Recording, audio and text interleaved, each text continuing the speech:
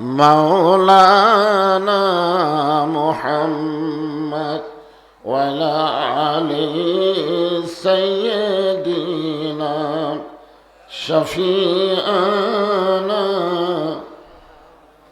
مشرق حب محمد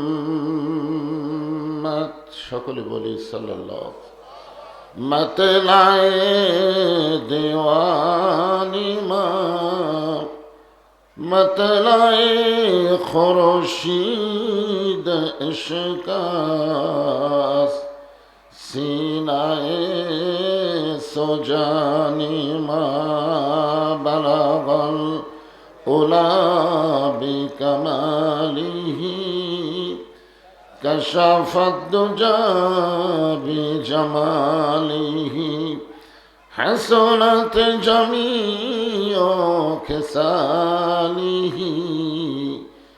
सल्लो अलैहि व आलिहि अल्लाहुम्मा आमीन।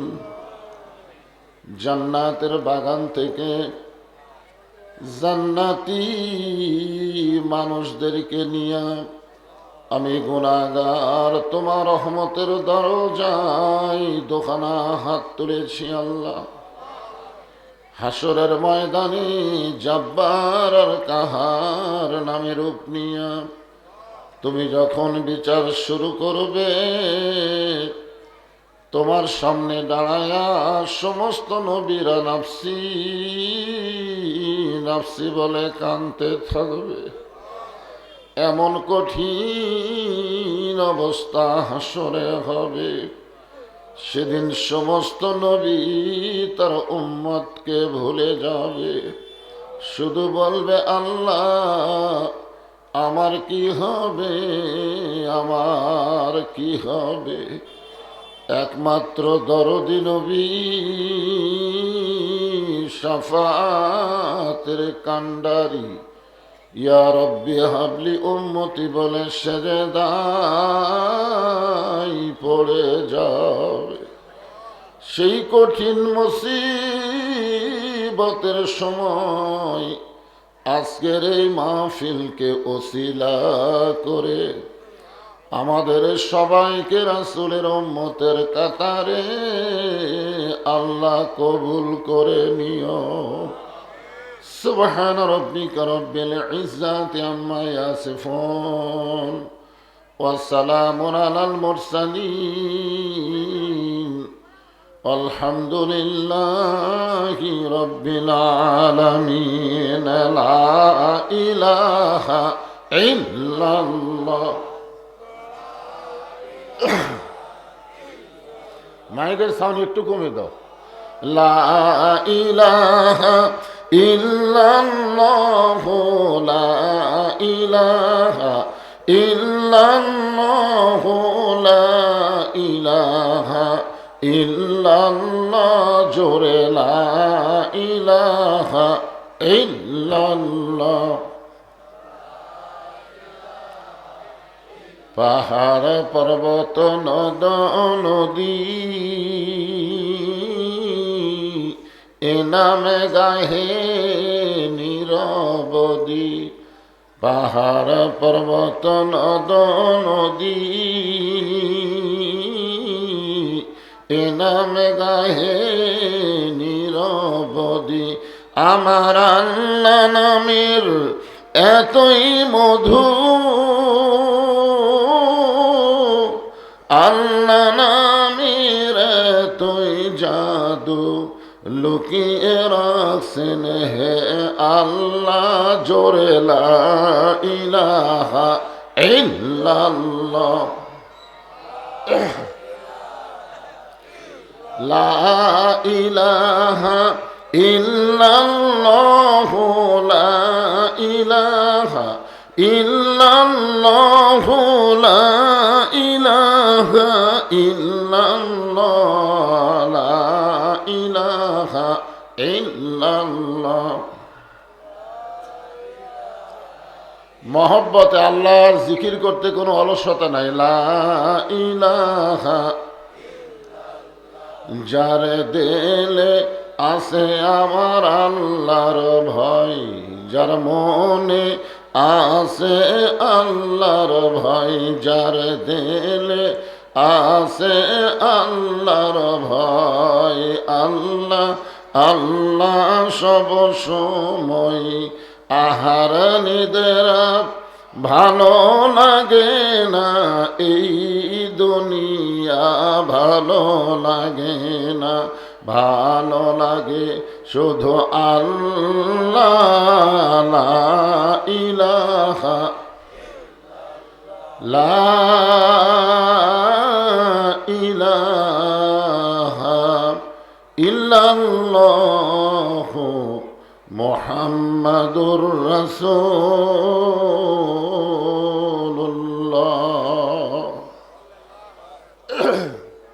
রাসূলের মহব্বতে জবান খুলে সমস্বরে সকলে বলি সাল্লাল্লাহু আলাইহি ওয়াসাল্লাম। মাইকের কি ইকো আছে? ইকো বন্ধ করে দাও।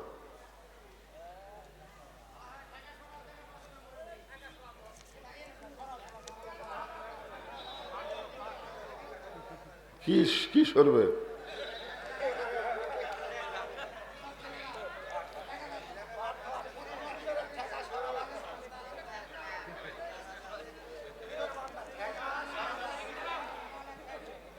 জামালপুর ভূতনিচড়া যুব সমাজ কর্তৃক আয়োজিত আজকের এই তাফসিরুল কোরআন মাহফিল, ওয়াজ মাহফিল, আল্লাহ তাআলা যিনাকে সম্মানিত সভাপতির আসনে কবুল করেছেন আলহাজ হজরত মাওলানা মোহাম্মদ আব্দুল জলিল, সাবেক সহকারী অধ্যাপক, নেঙ্গাফিরহাট ফাজিল মাদ্রাসা, জয়পুরহাট। আজকের এই মাহফিলের সম্মানিত সহসভাপতি মাওলানা মোহাম্মদ আবু তালেব হোসেন, সহকারী অধ্যাপক, নুনুস কলিমিয়া আলিম মাদ্রাসার বদলগাছি, নওগাঁ। আজকের এই মাহফিলের সম্মানিত প্রধান অতিথি জনাব এ কে এম মাহবুব উল ইসলাম শামীম, সম্মানিত বিশেষ অতিথিবৃন্দ, সম্মানিত সুধীজন, সকলকেই অন্তরের অন্তঃস্থল থেকে আমি শুভেচ্ছা জ্ঞাপন করছি। আজকের এই মাহফিলে সম্মানিত ওলামায়ে কেরাম, আপনাদের মাঝে মাঝে যে সমস্ত আলেম ওলামা বসে আছেন, মঞ্চে আছেন, মাগরিবের নামাজের পর থেকে এত রাত পর্যন্ত কোরআন হাদিসের আলোকে অত্যন্ত গুরুত্বপূর্ণ আলোচনা তাফসীর করে আপনাদেরকে শোনালেন। আলেম ওলামা সহ আজকের মাহফিলের আলোচকগণকে অন্তরের অন্তঃস্থল থেকে আমি শুভেচ্ছা জ্ঞাপন করছি। আজকের এই মাহফিলে আমার সামনে যিনারা বসেছেন, আল্লাহ যিনাদেরকে দয়া করে, রহম করে, মেহেরবানি করে এই জান্নাতের টুকরার ভিতরে কবুল করেছেন। একজন আমিন কইছে, আর একজন। আপনারা কি কখনো মনে করতেছেন যে আপনি নিজের ইচ্ছা এখানে আইছেন? আল্লাহ যদি না চাইতো এই জান্নাতের বাগানে আমরা কেউ আসতে পারতাম না, কারণ এইটা হলো বেহেশতের টুকরা। যতক্ষণ পর্যন্ত কোরআন হাদিস থেকে আলোচনা হবে, জিকির আজকার হবে, ততক্ষণ পর্যন্ত এই মাহফিল হচ্ছে রিয়াজুল জান্নাহ, বেহেশতের বাগান। আর এই বেহেশতের বাগানে যিনারা বসেছেন, আমি আমার অন্তরের অন্তঃস্থল থেকে আপনাদের সবাইকে শুভেচ্ছা জ্ঞাপন করছি।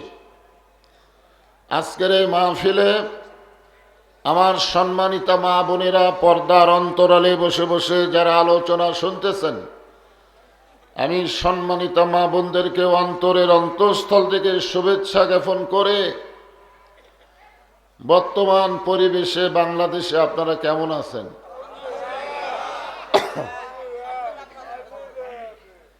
আমি কিন্তু বলেছি বর্তমান পরিবেশে বাংলাদেশে আপনারা কেমন আছেন। এ কথার মধ্যে মারেফত আছে। মারেফত বোঝেন? পীর লাইনে যারা আছে তারা বলে মারেফত। আসলে মারেফত শব্দের অর্থ হলো পরিচিত বিষয় সম্পর্কে অবগত হওয়া। এখানে বয়োজ্যেষ্ঠ আলেম আছে, বিখ্যাত আলেম আছে। মারেফত শব্দের অর্থ হলো পুরাপুরি খোলাখুলি প্রকাশ করা। মারেফত মানে গোপন কিছু না। ভালোবাসা হলো দুই রকম, ভালো থাকা হলো দুই রকম। একটা হলো শরীয়ত, একটা হলো মারেফত। শরীয়ত হলো শারীরিক ভালো থাকা, আর মারেফত হলো মানসিকভাবে ভালো থাকা। প্রকৃত মুসলমান যারা, তারা বর্তমান এই পরিবেশে মানসিকভাবে ভালো থাকতে পারবে না। প্রকৃত মুসলমান, আমি ভেজাল মুসলমানের কথা বলতেছি না। যারা প্রকৃত ঈমান নিয়ে আল্লাহকে খুশি করার আমল করতে চায়, এমন একটা পরিবেশ বর্তমানে আমাদের বাংলাদেশে নাই। দুই একজন ঠিক, বাদ বাকি না ঠিক। যাই হোক, আল্লাহ তাআলা এই কারণে আমরা আল্লাহর প্রশংসা করব যে এই মুহূর্তে আল্লাহ আমাদেরকে এমন একটা জায়গায় কবুল করেছেন, যে জায়গাটা হলো রিয়াজুল জান্নাহ, বেহেশতের বাগান। এই কারণে আমরা সকলেই জবান খুলে বলি আলহামদুলিল্লাহ, রব্বানা লাকাল হামদ হামদান কাসীরান তাইয়িবান মুবারাকান ফীহি।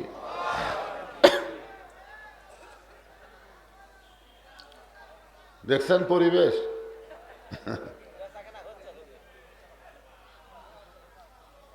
আমি তো এখানে মাহফিলের এটা দেখে খুশি হয়েছি, যুব সমাজ কর্তৃক আয়োজিত। যুবকেরা তো ওসমান হাদির মতন যুবক হওয়া লাগবে। লেলটা মেলটা ফেলটা যুবক হয়ে কাম হবি না। জোরে কোন কথা ঠিক কিনা? তোমরা যেই যুবকের আজকের মাহফিল করতেছ, সেই মাহফিল আশেপাশে হয়েছে হয় কেন? হইচই হবে হাট বাজারে। হইচই কোথায় হবে বলে? আপনারা ধাপের হাট চেনেন? ধাপের হাটে লক্ষ লক্ষ মানুষ আছে, কিন্তু বজলুল রশিদকে যদি বলে যে 8 ঘন্টা ওয়াজ করেন, পারবে না। কারণ এক এক মানুষ এক এক ধান্দায় আছে। জোরে কোন কথা ঠিক কিনা? ওই জায়গায় ওয়াজ করা যাবে? খালি মানুষ থাকলেই ওয়াজ হয় না। অল্প মানুষ যদি শোনার মতন আগ্রহ নিয়ে বসে থাকে, সেখানে বক্তার জবান থেকে আল্লাহ ভালো কথা বের করে দেয়। জোরে কোন ঠিক কিনা? এই জন্য পরিবেশটা সুন্দর দিতে হবে। আশেপাশে হইচই চলবে না। বসার জায়গা না থাকলে বসার ব্যবস্থা করে দিবেন। আর যদি কোনো কারণে বসার জায়গা নাই থাকে, তাহলে দাঁড়িয়ে দাঁড়িয়েই শোনা লাগবে। কি করবেন? আল্লাহর দরবারে আমরা হাজার শুকরিয়া আদায় করছি যে আল্লাহ তাআলা রুহের জগতে আমাদের রুহগুলোকে অত্যন্ত পছন্দ করে দুনিয়ার জগতে ইসলামে মুসলমানের ঘরে আল্লাহ আমাদের কবুল করেছেন। আল্লাহ ইচ্ছা করলে আমাদেরকে হিন্দু, বৌদ্ধ, খ্রিস্টানদের ঘরেও পাঠাবার পারতেন, কিন্তু আল্লাহ তাআলা ওই সকল ঘরে না পাঠায়া সরাসরি জন্মগতভাবে মুসলমানের ঘরে আল্লাহ আমাদের কবুল করেছেন। খুশি না বেজার? আচ্ছা, জন্মগতভাবে মুসলমান হওয়ার মধ্যে লাভ কি? জন্মগতই মুসলমান। আমরা কি জন্মানোর পরে হচ্ছি মুসলমান, না জন্মানোর সাথে সাথে? মাশাআল্লাহ। এই কারণেই আমরা মুসলমান হয়ে জন্ম নিয়েছি যে আমার বাপ মুসলমান, আমার মা মুসলমান। আর মুসলমান পুরুষ মুসলমান নারী মিলনের মাধ্যমে যে বাচ্চাটা হয়, সে বাচ্চাটা জন্মগতই মুসলমান হয়। ধরে কোন সুবহানাল্লাহ। যদি মিলনটা ঠিক হয়। আর যদি মুরগির মতন ওর সে হাঁসের মতন নামে, তাহলে যে মালগুলা বাড়াবে এগুলা ওই মেলার মধ্যেই ঘুরবে, হইচই করবে, কোরআনের মাহফিলে তারা বসবে না। ধরে কোন কথা ঠিক?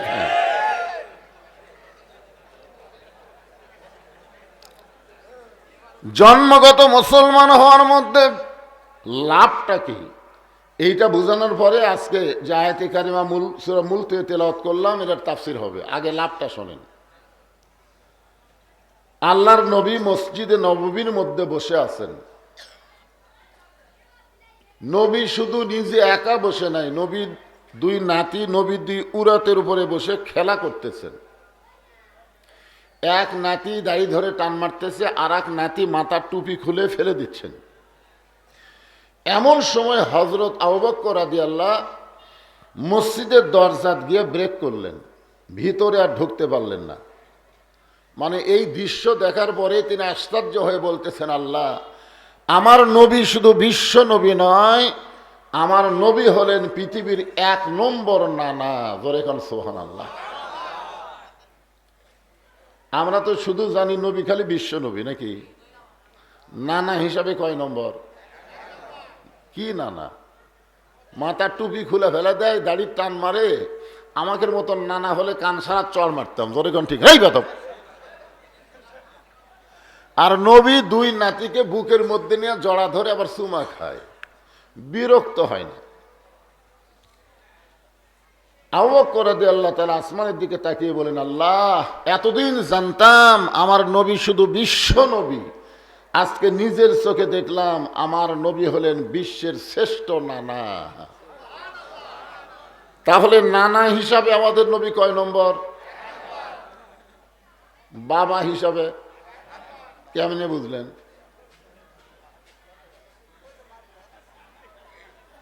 স্বামী হিসাবে? যারা মুখ বন্ধ করে আছেন তারা মনে হয় চালাকি করতেছেন। নবী হিসাবে? আবার হিজরত করে মদিনায় যাওয়ার পরে সেনাপতি হিসাবে, মদিনার রাষ্ট্রপতি হিসাবে, মানুষের আইনকে দাফন করে আল্লাহর কোরআনের আইন চালু করার ব্যাপারে কয় নম্বর? মাশাআল্লাহ। এখন সেই 1 নম্বরের উম্মত যদি আমরা হবার চাই, আমাদের করণীয় কি? কুনতুম খায়রা উম্মাতিন উখরিজাত লিন-নাস তা'মুরুনা বিল মারুফি ওয়া তানহাউনা আনিল মুনকার। আল্লাহ কোরআনে বলেছেন, তোমাদেরকে শ্রেষ্ঠ উম্মত, শ্রেষ্ঠ নবীর শ্রেষ্ঠ উম্মত করে তোমাদেরকে বের করা হয়েছে। তোমাদের কাজ হলো 2টা। 1 নম্বর কাজ হলো সৎ কাজে তোমরা আদেশ করবা, অনুরোধ না। অনুরোধের দিন শেষ, আদেশের বাংলাদেশ। জোরে কোন কথা ঠিক কিনা? হাত ধরে পাও ধরে কারুবারু করে বহু 44 বছর হলে ওয়াজ করতেছি। যেই গ্রামে ওয়াজ হয় ওই গ্রামে সেই রাত্রে ফজরে মুসল্লি কমা যায়। হাইরে ওয়াজের তাসির ভাই। এখানে বলতেছেন নাহিয়ানিল মুনকার, শুধু সৎ কাজের আদেশ করলে হবে না, অসৎ কাজে বাধা দেওয়া লাগবে। তাহলে শ্রেষ্ঠ নবীর শ্রেষ্ঠ উম্মত হওয়া যাবে। এখন আপনারা বলেন তো, বর্তমান যেই পরিবেশ চলতেছে, এই পরিবেশে সৎ কাজে আদেশ করা যাবে? অসৎ কাজে বাধা দেবার গেলে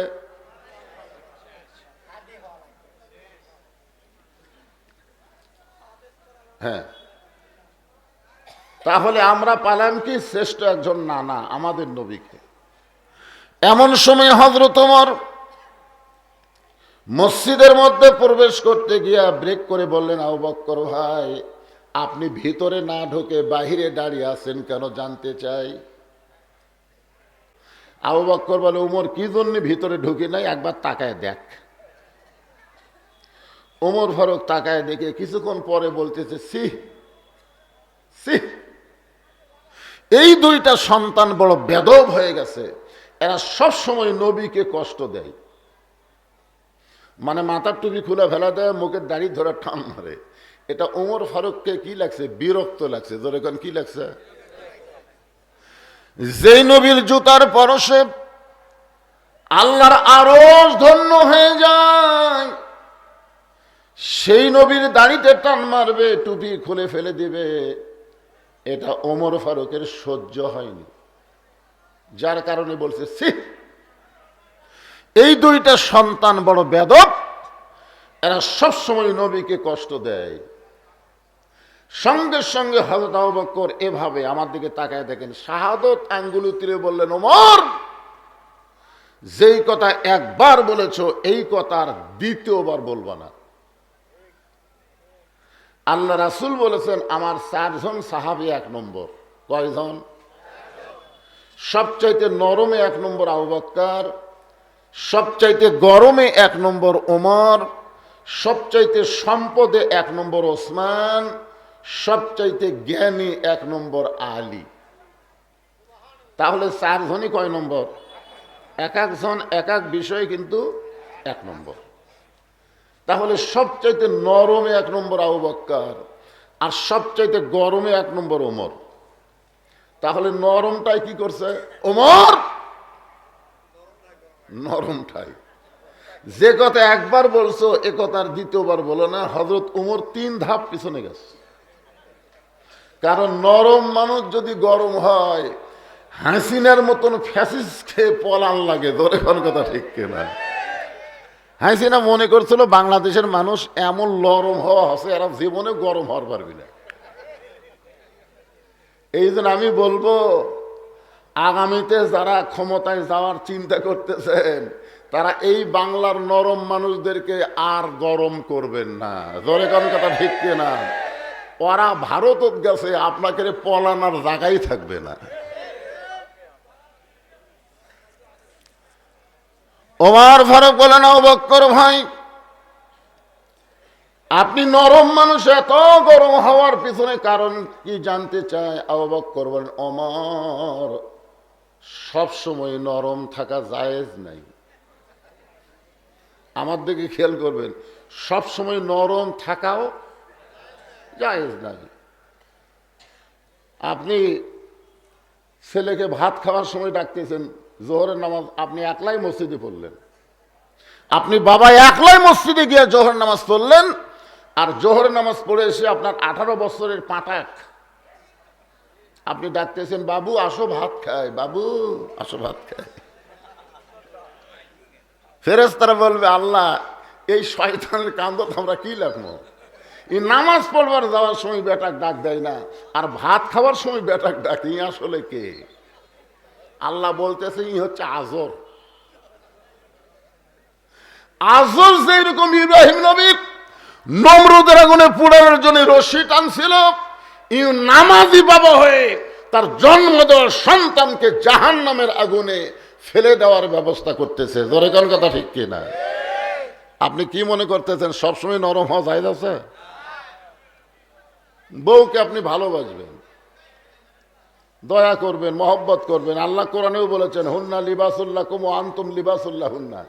স্বামী হলো বিবির পোশাক, বিবি হলো স্বামীর পোশাক। রাত্রেবেলা বউ যদি সরে যায় আপনি কাছে ডেকে বুকের কাছে নিয়ে এক কম্বলের মধ্যে থাকবেন। এটা কি আমার কথা না আল্লাহর কথা? কিন্তু যখন স্টার জলসা জি বাংলা দেখবে তখন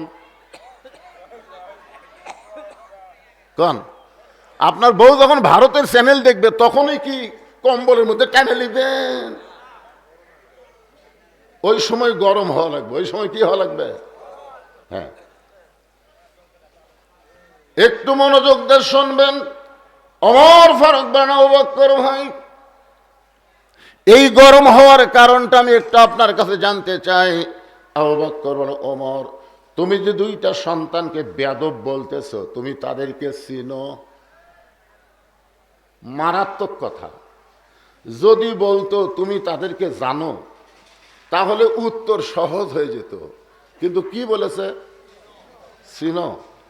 তা আপনারা যারা এই কোরআনের তাফসীর শুনবার আছেন তারা কি আপনারা কোরআনকে চিনেন? চিনেন না। যদি আপনারা কোরআনকে চিনবার পারতেন তাহলে মানুষের তৈরি সংবিধান, মানুষের তৈরি আইন একটা মুসলমান 1 মিনিট মানতে চাইতো না। জোরে কোন কথা ঠিক কিনা? 1 সেকেন্ড। কারণ এক পলকের নাই ভরসা, এক পলকের নাই ভরসা। এদিকে তাকায় এদিকে তাকানোর মতন হায়াত আমাদের নাই। তাহলে আপনি কোন মশান মারতেছেন? শতকরা 90% মুসলমান কয় না হুজুর কম হচ্ছে। কত? কয় শতকরা 95% মুসলমান। তো 100 জন মানুষের মধ্যে 95% মুসলমান, শতকরা ইমানদার কতজন? তখন কয় ইমানদার তো শতকরা মাপা যাচ্ছে না। শোনেন, মুসলমান দাবি করা খুবই সহজ, কিন্তু মুসলমান হয়ে মরা খুবই। এই জন্য আল্লাহ কোরআনে বললেন, ইয়া আইয়ুহাল্লাযীনা আমানুত্তাকুল্লাহা হাক্কা তুকাতিহি ওয়া লা তামুতুন্না ইল্লা ওয়া আনতুম মুসলিমুন।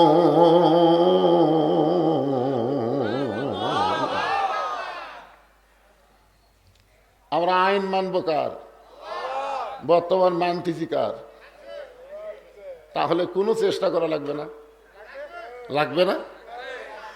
আল্লাহ রাসূল বলেছেন, মান সাআলাল্লাহু তাআলা আশ-শাহাদাতা বিসিদকিন বাল্লাগাহুল্লাহু মানাজিলাশ শুহাদা ওয়া ইম্মাতা আলা ফিরাশিহি, রাওয়াহুল বুখারী কিতাবুল মাগাজি। আল্লাহ রাসূল বলতেছেন, কোন ব্যক্তি আল্লাহর কোরআনকে বিজয় করার জন্যে আল্লাহ রাস্তার যদি কর্মী হয়, সে যদি নিয়ত করে আল্লাহর কোরআন বিজয় করতে গেলে প্রয়োজন হলে শহীদ হব, প্রয়োজন হলে জীবন দিব, ওই মাতা আলা ফিরাশিহি, সে যদি নিজের বিছনায় অসুস্থ হয়েও মারা যায়, বাল্লাগাহুল্লাহু মানাজিলাশ শুহাদা, আল্লাহ রাসূল বলেছেন হাসরের ময়দানে আল্লাহ তাকে শহীদদের কাতারে দাঁড় করায় দিবে। তাহলে নিয়ত করার দরকার আছে না নাই?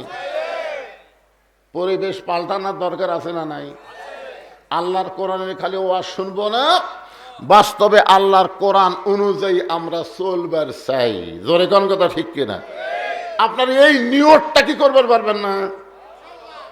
ইন্নামাল আমালু বিন্নিয়াত, নিয়তের উপরই তো সওয়াব।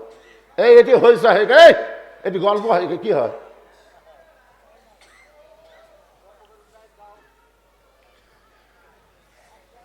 আবু বকর ওমর, তুমি যে দুইটা সন্তানকে বেয়াদব বললে, এই দুইজনকে তুমি চেনো? আমি কি বলতেছি, যদি বলতো এই দুইজনকে তুমি জানো জানো, তাহলে উত্তর সহজ। কিন্তু যখনই বলেছে চিনো, জানা আর চিনা এই দুইটা এক না। বাংলাদেশের মুসলমান আল্লাহর কোরআন জানে, সারা জীবন কোরআনের বিরুদ্ধে উচ্চারণ করলেও মরার পরে তার রুহের মাগফিরাতে 10 খতম কোরআন হয়। কি হয় কি হয় না? কোরআন শরীফ খতম দিয়ে দোয়া করে, আল্লাহ যে লোকটা মারা গেল আমরা যা পড়লাম আর যা সওয়াব হয় অক দিয়ে দাও। ফেরেশতারা বলতে আছে, আল্লাহ আমরা কি করব? এই তো যে দোয়া করলো। সঙ্গে সঙ্গে আল্লাহ বললেন, অনুনাজ্জিলু মিনাল কুরআনি মা হুয়া শিফাউ ওয়া রাহমাতুল লিল মুমিনিন। আমি আল্লাহ কোরআনকে নাজিল করেছি মুমিনদের যাবতীয় রোগের শেফা এবং রহমত স্বরূপ। যারা মুমিন হবে তাদের জন্য আল্লাহর কোরআন কাজ দিবে, বেঈমানদের জন্য কোরআনের কোনো কাজ হবে। আল্লাহ বলেছেন এরা মুমিনি না। এরা যদি মুমিন না হয় তাহলে এরা কি? মুনাফিক। জোরে কোন এরা কি? আরো জোরে বলেন। এখন বলতেছে উমর ফারুক বলতেছে, আবু বকর ভাই, এই দুইটা হলো আলী আর ফাতেমার সন্তান। এই দুইজন কি? আলী আর ফাতেমার সন্তান। যদি বলতো এই দুইটা আলীর সন্তান তাহলে হতো না? কথা কয় না কেন? কিন্তু আলীর সাথে ফাতেমা যোগ দিল কেন? এই হাসিনা সরকার ক্ষমতা আসার আগে আমরা যারা বিয়ে করছি, মনে করেন আমি করছি খালেদা জিয়ার সময় 91 সালে বিয়ে করছি। আমি যখন বিয়ে করে বাড়িতে আসলাম তখন মাও ডাক দেয়, বলতেছে, বাবা তোর বিয়ে কিভাবে হলো? তখন আমি বললাম, আমাকে একজন যাই বিয়ে পড়ালো, একটা কাগজে লিখতেছি আর বলতেছে আপনার বাপের নাম কি? তাই আমার বাপের নাম বললাম, ওটা লিখলো। তারপরে আমাকে আমার নাম টাম দিয়ে আমার তো একটা সাইনলে বিয়ে হয়ে গেল। তো মা বলতেছে আমার নাম শোনেনি। আমি বললাম, না মা, তোমার নাম তো শুনিনি। তখন মা ঘরের মধ্যে যে সেই কান্দন। আমি বললাম, মা কান্দেন কেন? বলে, তোর বাপ তোর জন্য কি করছে রে? তোর যে বাপের নাম দে তোর বিয়ে হলো, আমার নাম নাই, তোর বাপ তোর জন্য কি করছে? ডাকতে দা, তোর সব কাজ করলাম আমি ছোটবেলায়, তো কত লালন পালন, কত কি করলাম। তোর নাক দা সিগান বাড়ালে তোর বাপ হাঁকা আমি তোর ভেড় ভেড়ি পরিষ্কার করছি, পায়খানা পেশা আমি পরিষ্কার করছি, আমার নাম নাই। কিন্তু ভাই এ হাসিনা যখন আসলো, বুঝলেন, হাসিনা ক্ষমতা পাওয়ার পরে বাপেরও নাম দিল, মায়েরও নাম দিল। এদিক দিয়ে হাসিনাকে তো কামটা খুবই ভালো করলো, ঠিক কিনা বলেন? হাসিনা ভালো কাম করেনি? সারা জীবন খালি হাসিনার বিরুদ্ধে ওয়াজকর্ম না, দুই একটা হাসিনার পক্ষেও আছে। কি কোন আছে না? নাই? আপনারা যারা মুরব্বী, এক মুরব্বী বসে আছেন, আমরা আগে জমির দলিল করছি, রেজিস্ট্রেশন করছি, ফর্ম ফিল আপ করছি, মায়ের কোনো নামই ছিল না, খালি বাপের নাম। আর এখন যা কিছু করবার যান, বাপের সাথে মা আছে না নাই? জোরে কেন আছে না নাই? হ্যাঁ। আবু বকর বলেন, ওমর শুধু আলী আর ফাতেমার সন্তান বললে হবে না, এদের আরো পরিচয় আছে। ওমর ফারুক বলেন, আবু বকর ভাই, এদের আর কি পরিচয় আছে আমার তো জানা নাই। আবু বকর বলে, ওমর এখন তুমি বলো কত বছর বয়সে ঈমান গ্রহণ করেছ?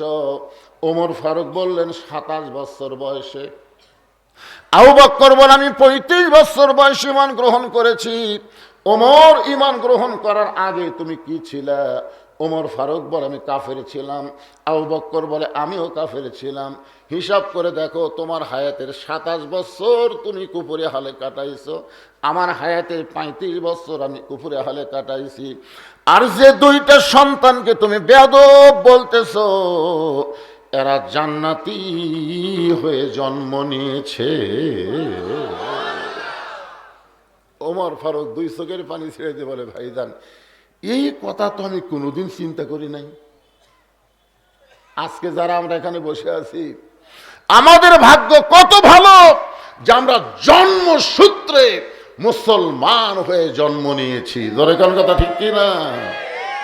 এজন্য খুশি না বেজার? তাহলে জবান খুলে আর একবার বলি আলহামদুলিল্লাহ। আমরা শুধু জন্মসূত্রে মুসলমান হয়ে জন্ম নেই নাই, আমরা বিশ্ব নবীর উম্মত হয়েছি। যেই নবীর সম্পর্কে আমার আল্লাহ কোরআনে বললেন, মা আতাকুমুর রাসূলু ফাখুযুহু ওয়া মা নাহাকুম আনহু ফান্তাহু। যেই নবী সম্পর্কে আল্লাহ বললেন, কুল, হে রাসূল আপনি বলেন, ইন কুনতুম তুহিব্বুনাল্লাহা ফাত্তাবিউনি ইউহিব্বুকুমুল্লাহ ওয়া ইয়াগফির লাকুম যুনুবাকুম ওয়াল্লাহু গফুরুর রহিম। মাশাআল্লাহ, কি বুঝলেন? হে রাসূল আপনি বলে দেন, কেউ যদি আমি আল্লাহর গোলামি করতে চায়, আমাকে ভালোবাসতে চায়, আমার ভালোবাসাও যদি পাবার চায়, তাহলে তার 1000 আমল করা লাগবে না, একটাই মাত্র আমল, ফাত্তাবিউনি, আপনাকে যেন তারা ইত্তেবা করে, অনুসরণ করে। এখন বলেন তো, আল্লাহর নবীকে অনুসরণ করতে গেলে আমাকে কি করণীয়? রাসূল যখন দুনিয়া থেকে বিদায় নিলেন, আবার কেউ যেন কন্যা যে রাসূল মরে গেছেন, তা জানাবার কন্যা কতগুলো ব্যাককল আছে। নবীর জন্ম মৃত্যু দিন চাপা থাপড়ার উচিত। নবীর শানে মৃত্যু শব্দ উল্লেখ করা যাবে না। নবীর উম্মত, আল্লাহ নবীর একটা শান মর্যাদা আছে। জোরে কোন কথা কন, ঠিক কিনা বলেন ভাই? জান, ছোটবেলায় গজল শুনতাম, ইসলামের আলো জ্বলায়া দিয়া নবী ঘুমায়া আসেন সোনার মদিনায়। আপনারা শোনেননি? এখন যদি কেউ এরকম গজল গায়, বর্তমানে কিছু ফতুয়াবাজ বাড়াচ্ছে, ইসলামের পতাকা উড়ায়া দিয়া নবী ময়রা আসেন সোনার মদিনায়। ময়রা আছে তো ঘুমানো মানুষকে আপনারা মরা কবেন, শুয়ে থাকা মানুষকে আপনারা মরা কবেন। আপনার যে নবীর নাম শুনে দরুদ শরীফ উচ্চারণ করতেছেন, এই দরুদগুলো আসমানে যাচ্ছে না মদিনায় যাচ্ছে? এ সবাই এক বাক্যে কোন, আসমানে যাচ্ছে না মদিনায় যাচ্ছে? তো মদিনায় কার কাছে যাচ্ছে, আল্লাহর কাছে না নবীর কাছে? আপনি যে ইবাদত করতেছেন, ইবাদতের নেকিগুলো যাচ্ছে আল্লাহর কাছে, আর দরুদের মহব্বত যাচ্ছে নবীর কাছে। লা ইলাহা ইল্লাল্লাহ থাকবে যতদিন, মুহাম্মদ রাসূলুল্লাহ থাকবে ততদিন। জোরে কোন কথা, ঠিক কথা বলেন না কেন? নবীর শানে এই মৃত্যু শব্দ উল্লেখ করবেন না, বিদায় নিছেন বলবেন, ইন্তেকাল করছেন, ওফাত হয়েছেন। আমার কথা কি বুঝলেন? কথা বলার সাইজ নাই।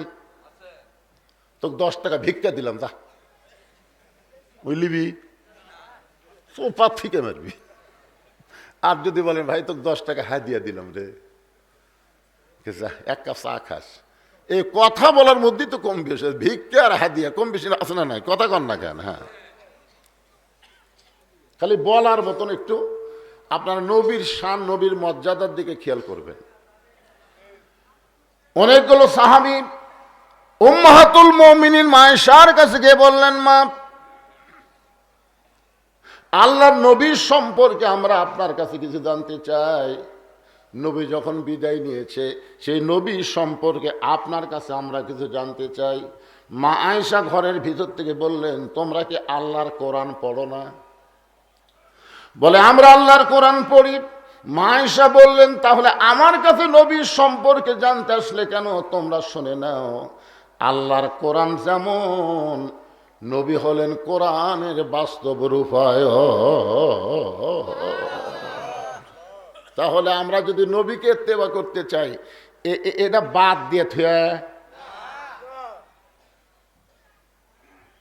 এখন আসতেই কবি, হুজুর যা করেন করেন, এও আজান করেন না। আমি তো চিন্তা করতেছি, কোরআন খালি মঞ্চে রাখলে হবে না, কোরআন খালি মাদ্রাসায় রাখলে হবে না, কোরআন খালি মসজিদের মধ্যে রাখলে হবে না, কোরআনকে জাগা মতো নিয়ে যাওয়া লাগবে। জোরে কোন কথা, ঠিক কিনা? হ্যাঁ,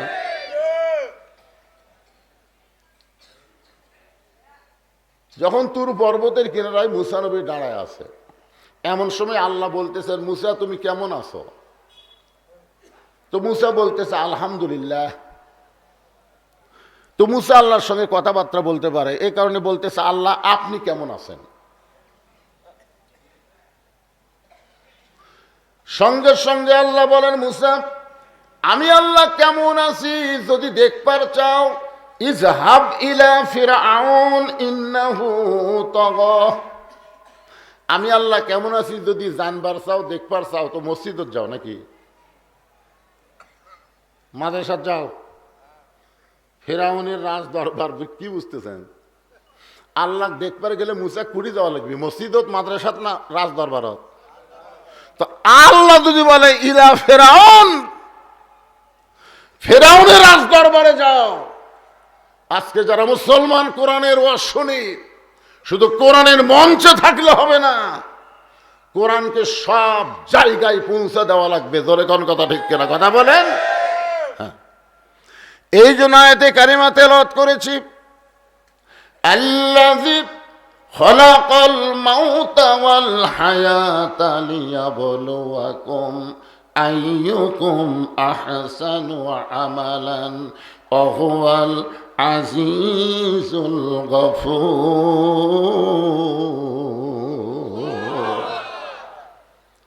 এখানে আল্লাহ কি বলতেছেন? মৃত্যু আর হায়াত, আল্লাযী খলাকাল মাউতা ওয়াল হায়াতা, আগে আল্লাহ মৃত্যুর কথা বললেন। এখানে যত মানুষ আমার সামনে বসে আছেন, আপনাদের মধ্যে এমন কোনো সাহসী ব্যক্তি কি এখানে আছেন যে দাঁড়িয়ে বলতে পারে হুজুর আমার বাড়ির সবচাইতে নিকটে, আমি বাড়িতে যাবার পারবই? এমন কোন সাহসী ব্যক্তি একটু দাঁড়ায় বলেন তো হুজুর, এই ধার বাড়ি দেখা যাচ্ছে হুজুর, আমি বাড়িতে যাবার পারবই। তো এইরকম কথা বলার সাহস যদি না থাকে, তাহলে আমরা কোন ধান্দাত পড়ে আছি? এখান থেকে বাড়ি যাওয়ার গ্যারান্টি দিবার পারতেছি না। তার মানে বোঝা গেল আল্লাহ মৃত্যুর কথা এই কারণেই বললেন, তোমাদের সবচাইতে নিকটতম যেই জিনিসটা আছে তার নাম হলো মৃত্যু।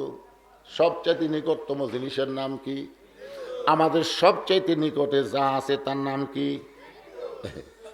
এক পলকের নাই ভরসা। এক পলক মানে এইদিকে তাকা, এই দিকে তাকানোর মতো, খুব খেয়াল করবেন। ওয়াল হায়াতা, তারপর আল্লাহ জীবনের কথা বললেন।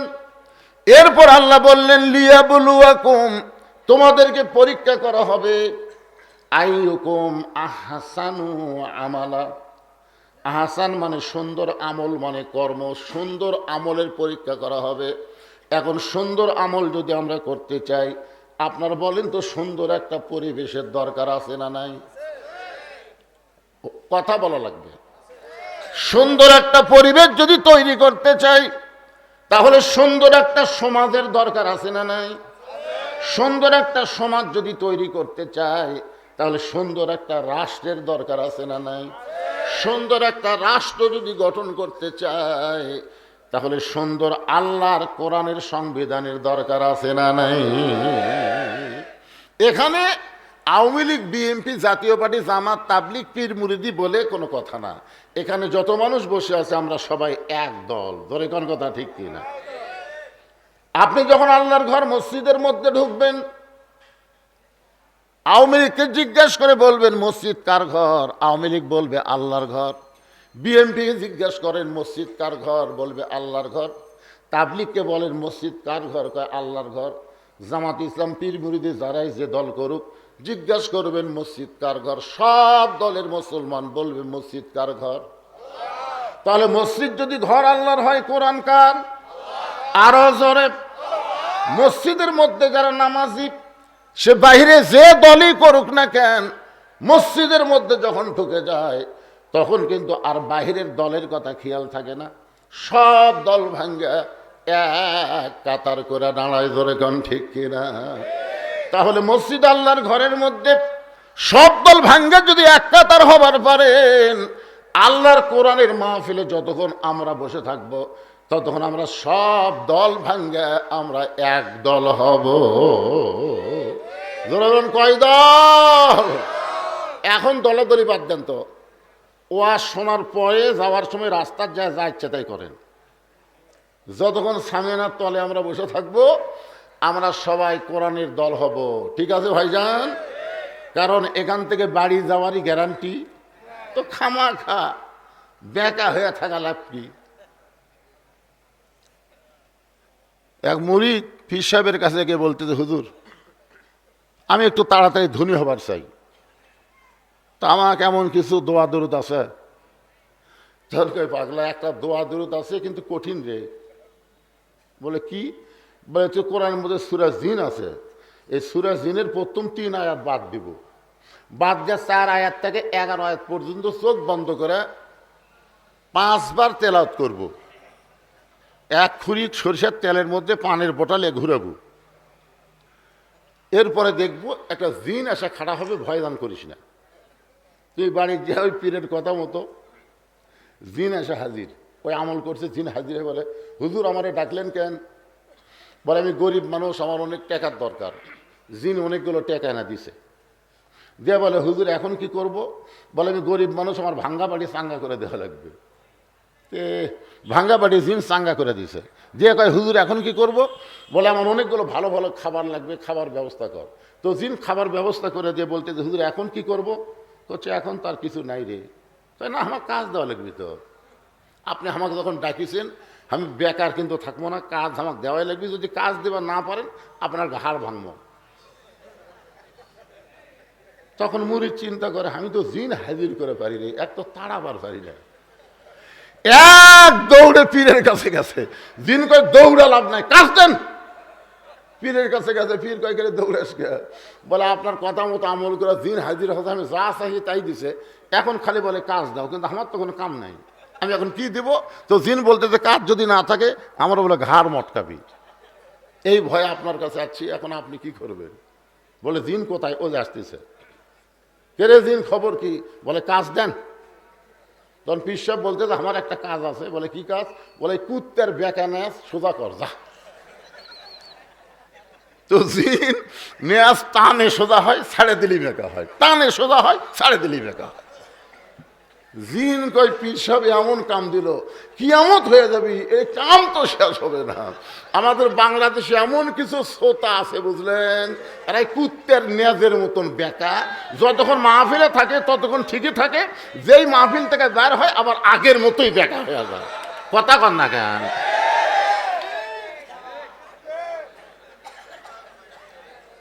তো এই জন্যে এখন যে কথাটা শুনবো বলবো, আমরা সবাই এক দল হয়ে হেদায়েতের নিয়তে শুনবো, কারণ এখান থেকে বাড়ি যাওয়ার গ্যারান্টি আমাদের নাই। জোরে বলেন কথা ঠিক কিনা? কথা বলে। অর্ধ জাহানের খলিফা হযরত ওমর, বাংলাদেশের মতন ৯৬টা দেশ যিনি পরিচালনা করতেন আল্লাহর কোরআন দিয়া। জোরে কোন কি দিয়া? কিন্তু কোরআনটা কেমন? এই কোরআনটা যখন সমাজের মধ্যে চালু হয়ে যায় তখন মানুষগুলো কেমন হয়, এইটা দেখার জন্য হযরত ওমর ছদ্মবেশে মদিনার অলি গলি ঘুরতেছে। হঠাৎ হযরত ওমর দেখতে পায় দুই পাহাড়ের মাঝখানে একটা বিস্তীর্ণ মরুভূমি। ওই মরুভূমির মধ্যে একজন রাখাল উট আর দুম্বা চড়ায়। হযরত ওমর শুধুমাত্র আল্লাহর কোরআনকে দেখার জন্যে রাখালকে সালাম দিয়ে বললেন, আসসালামু আলাইকুম রাখাল ভাই, আমার পেটে ক্ষুধা লাগছে, আমি উটের এক পেলা দুধ চাই। রাখাল মুসকি মুসকি হাসে। ওমর ফারুক বলে, রাখাল আমি তোমারে সালাম দিলাম, উটের দুধ চাইলাম, তুমি উত্তর দিলে না সালামেরও, আবার উটের দুধ দিবা কি দিবা না সেটাও বলো না। রাখাল বলতেছে, আগে জানতে হবে তোমার পরিচয়। ওমর ফারুক চিন্তায় পড়ে গেলেন, আমি অর্ধ জাহানের খলিফা, শুধুমাত্র আল্লাহর কোরআন দেখার জন্য ছদ্মবেশে ঘুরতেছি, এখন যদি আমার পরিচয় দেই তাহলে গুমর তো ফাঁস হয়ে যায়। এই কথা উমর যখন চিন্তা করে, এমন সময় আল্লাহর কোরআন বলতেছেন, মিল্লাতা আবিকুম ইব্রাহিম হুয়া সাম্মাকুমুল মুসলিমিন। আল্লাহর কোরআন বলে, ওমর রাখাল যখন তোমার পরিচয় চাইছে তুমি আসল পরিচয় দাও। তোমার আসল পরিচয় হলো একজন মুসলমান, কারণ আমাদের জাতির পিতার নাম কি? যারা বলতেছেন না ভেজাল আছে, ভেজাল আছে, সবাই জমান করে বলেন জাতির পিতার নাম কি? হুয়া সাম্মাকুমুল মুসলিমিন, যিনি আমাদের নাম রেখেছে মুসলমান। ওমর ফারুক বলেন, রাখাল ভাই আমার পরিচয় যখন শুনতে চাও আমি একজন মুসলমান। রাখাল বলতেছে, তুমি যদি আসল মুসলমান হও, তুমি যদি সত্যিকারী মুসলমান হও, তাহলে বলো তো তুমি দুধ চাইছো কার কাছে? কিন্তু প্রকৃত মুসলমান যারা হবে তারা তো চাওয়ার ব্যাপারে সবসময় সতর্ক থাকবে। প্রকৃত মুসলমান কোনোদিন ভোটের আগে শাহজালাল মাজার যাবি? গতকালে ফেসবুকে দেখছেন, দেখেননি? নেতা শাহজালাল মাজারে গিয়ে দুই হাত তুলে বলতেছে, বাবা বাবা ভোটর দাঁড়াছি, বাবা ভোটর দাঁড়াছি বাবা। আল্লাহ বলতেছে, ইয়া আইয়ুহাল্লাযীনা আমানু ইসতাঈনু বিস-সাবরি ওয়াস-সালাহ ইন্নাল্লাহা মা'আস-সাবিরিন। যদি আমি আল্লাহর কাছে কিছু পাবার চাও তাহলে ধৈর্যর নামাজের ভিতর দিয়ে চাও। তুমি নামাজ পড়ে ইয়্যাকা না'বুদু ওয়া ইয়্যাকা নাস্তাঈন, গোলামি করবা যার, সাহায্য চাইবা তার কাছে। জোরে কোন কথা ঠিক কিনা? তুমি যদি সত্যিকারী মুসলমান হও তাহলে দুধ চাইলা কার কাছে? ওমর ফারুকের চোখ যা দর দর করে পানি পড়তেছে, আল্লাহ তোমার কোরআন যখন দুনিয়াতে চালু থাকবে, ওমর যদি ভুল করে একটা রাখাল পর্যন্ত ভুলটা ধরতে পারবে। সুবহানাল্লাহ না খান। আল্লাহর কোরআন যখন দুনিয়াতে চালু থাকে, ওমর যদি ভুল করে ধরে পারবে না? ওমর ফারুক বললেন, রাখাল ভাই আমার ভুল হয়ে গেছে। রাখাল বলতে যে ভুলটা যখন স্বীকার করেছ তাহলে তওবা করো। এটা আমার আগে যেই বক্তা ওয়াজ করলেন তওবা সম্পর্কে আপনাদের ওয়াজ শোনাইলেন, ধরে কোন কথা ঠিক কিনা? আপনারা বলেন তো, যত বড়ই ভুল করি না কেন যদি আল্লাহর কাছে খাঁটি দিলে তওবা করি, আল্লাহ মাফ করবে কি করবে না? কারণ আল্লাহর দয়া কম না বেশি? আল্লাহ বলতেছেন, লা তাকনাতু মির রাহমাতিল্লাহ ইন্নাল্লাহা ইয়াগফিরুয যুনুবা জামিআ ইন্নাহু হুয়াল গাফুরুর রাহিম। ওমর ফারুক বলতেছে, রাখাল ভাই আমার ভুল হয়ে গেছে। রাখাল বলতেছে, ভুলটা যখন স্বীকার করছে তাহলে তওবা করো। ওমর ফারুক তওবা করতে যাবে, রাখাল বলে, তুমি কেমনে তওবা করবা? কারণ তুমি মূর্খ মানুষ। যে চাওয়ার ব্যাপারে সতর্ক থাকে না সে হলো মূর্খ মানুষ। বরং আমি তওবা করাই, তুমি আমার সঙ্গে তওবা পড়ো। এবার রাখাল হযরত ওমরকে তওবা পড়াচ্ছেন। আমার সামনে যত মানুষ বসে আছেন আপনাদের মধ্যে মাগরিব এশার নামাজ যারা পড়েন নাই, ফজরের আগে যদি আপনাদের মৃত্যু হয়ে যায়, যতই ওয়াজ শোনেন, যতই দান করেন, যতই যা করেন, জান্নাতে যাবার পারবেন না। কারণ মাগরিব এশার নামাজ 2 ওয়াক্ত নামাজ কাজা করার কারণে আপনি আর মুসলমান থাকতে পারেন না। মান তারাকা সালাতু মুতাম্মিদান ফাকাত কাফারা। 2 ওয়াক্ত নয়, 1 ওয়াক্ত নামাজ কেউ যদি ইচ্ছা করে নষ্ট করে দেয় সে আল্লাহর কাফের হয়ে যায়। এখন আপনারা বলেন তো ভাইজান, যারা মাগরিব এশার নামাজ পড়েন নাই তাদের জন্য তওবা করার দরকার আছে না নাই? আচ্ছা, আমরা যারা নামাজ পড়ছি, যেইভাবে নামাজ পড়া দরকার সেভাবে কি আমরা নামাজ পড়ছি? নামাজ পড়ার কথা আছে না কায়েম করার কথা আছে? আমরা কি কায়েম করতেছি? বাপে নামাজ পড়ে, বেটা নামাজ পড়ে না, স্বামী নামাজ পড়ে, বউ নামাজ পড়ে না, দাদা নামাজ পড়ে, নাতি নামাজ পড়ে না। যেদিন নামাজ বাংলাদেশে কায়েম হবে একটা দৃষ্টান্ত দিলে বুঝতে পারবেন। মনে করেন আমরা এখানে সবাই কাপড় পরে আছি না নাই? সবার শরীরে কাপড় আছে না নাই? আচ্ছা, তাহলে বোঝা গেল আমাকে এই বাংলাদেশে কাপড় পরা এটা কায়েম হয়ে গেছে, প্রতিষ্ঠা হয়ে গেছে। হঠাৎ যদি কোনো ন্যাংটা মানুষ আপনাদের কাছে এসে বসবার চায়, কে বসবার দিবেন? দিবেন? এই ন্যাংটা আইরে আমার কথা, হয় টাকা দিবেন, না হয় তাকে কাপড় পরে দিবেন। ধরে কোন কথা ঠিক কিনা? কাপড় পরার সমাজে ন্যাংটা মানুষ যেরকম খারাপ লাগে, নামাজ যখন প্রতিষ্ঠা পাবে বাংলাদেশে বেনামাজিকে তখন ন্যাংটার মতন মনে হবে, ন্যাংটার মতন। এখন কি ন্যাংটার মতন মনে হচ্ছে? 2 বিয়ে আজান দিলে 1 বিয়ে নামাজ পড়ে যায়, আর 1 বিয়ে চা খায়। আবার নামাজ পড়ে ওই চা খায়, 2 জন গলা ধরে একসাথে আবার বাড়িতে আসে। এটা হচ্ছে নামাজ পড়া, নামাজ কায়েম না। সবাই একটু জিকির করেন তো, মুখটা একটু শুকে বেশি যাচ্ছে বুঝছেন ডায়াবেটিসের কারণে। একটু জিকির করেন, আমি একটু পানি খাই, একটু জিকির করেন। লা ইলাহা ইল্লাল্লাহ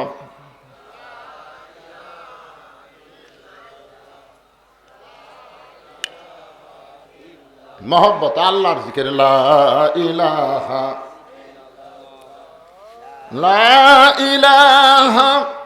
ইল্লাল্লাহ মুহাম্মাদুর রাসূলুল্লাহ সাল্লাল্লাহু আলাইহি ওয়াসাল্লাম। এবার রাখাল হযরত ওমর ফারুককে তওবা পড়াচ্ছেন। আমার সঙ্গে সবাই, আমিও পড়তেছি, আপনারাও পড়েন।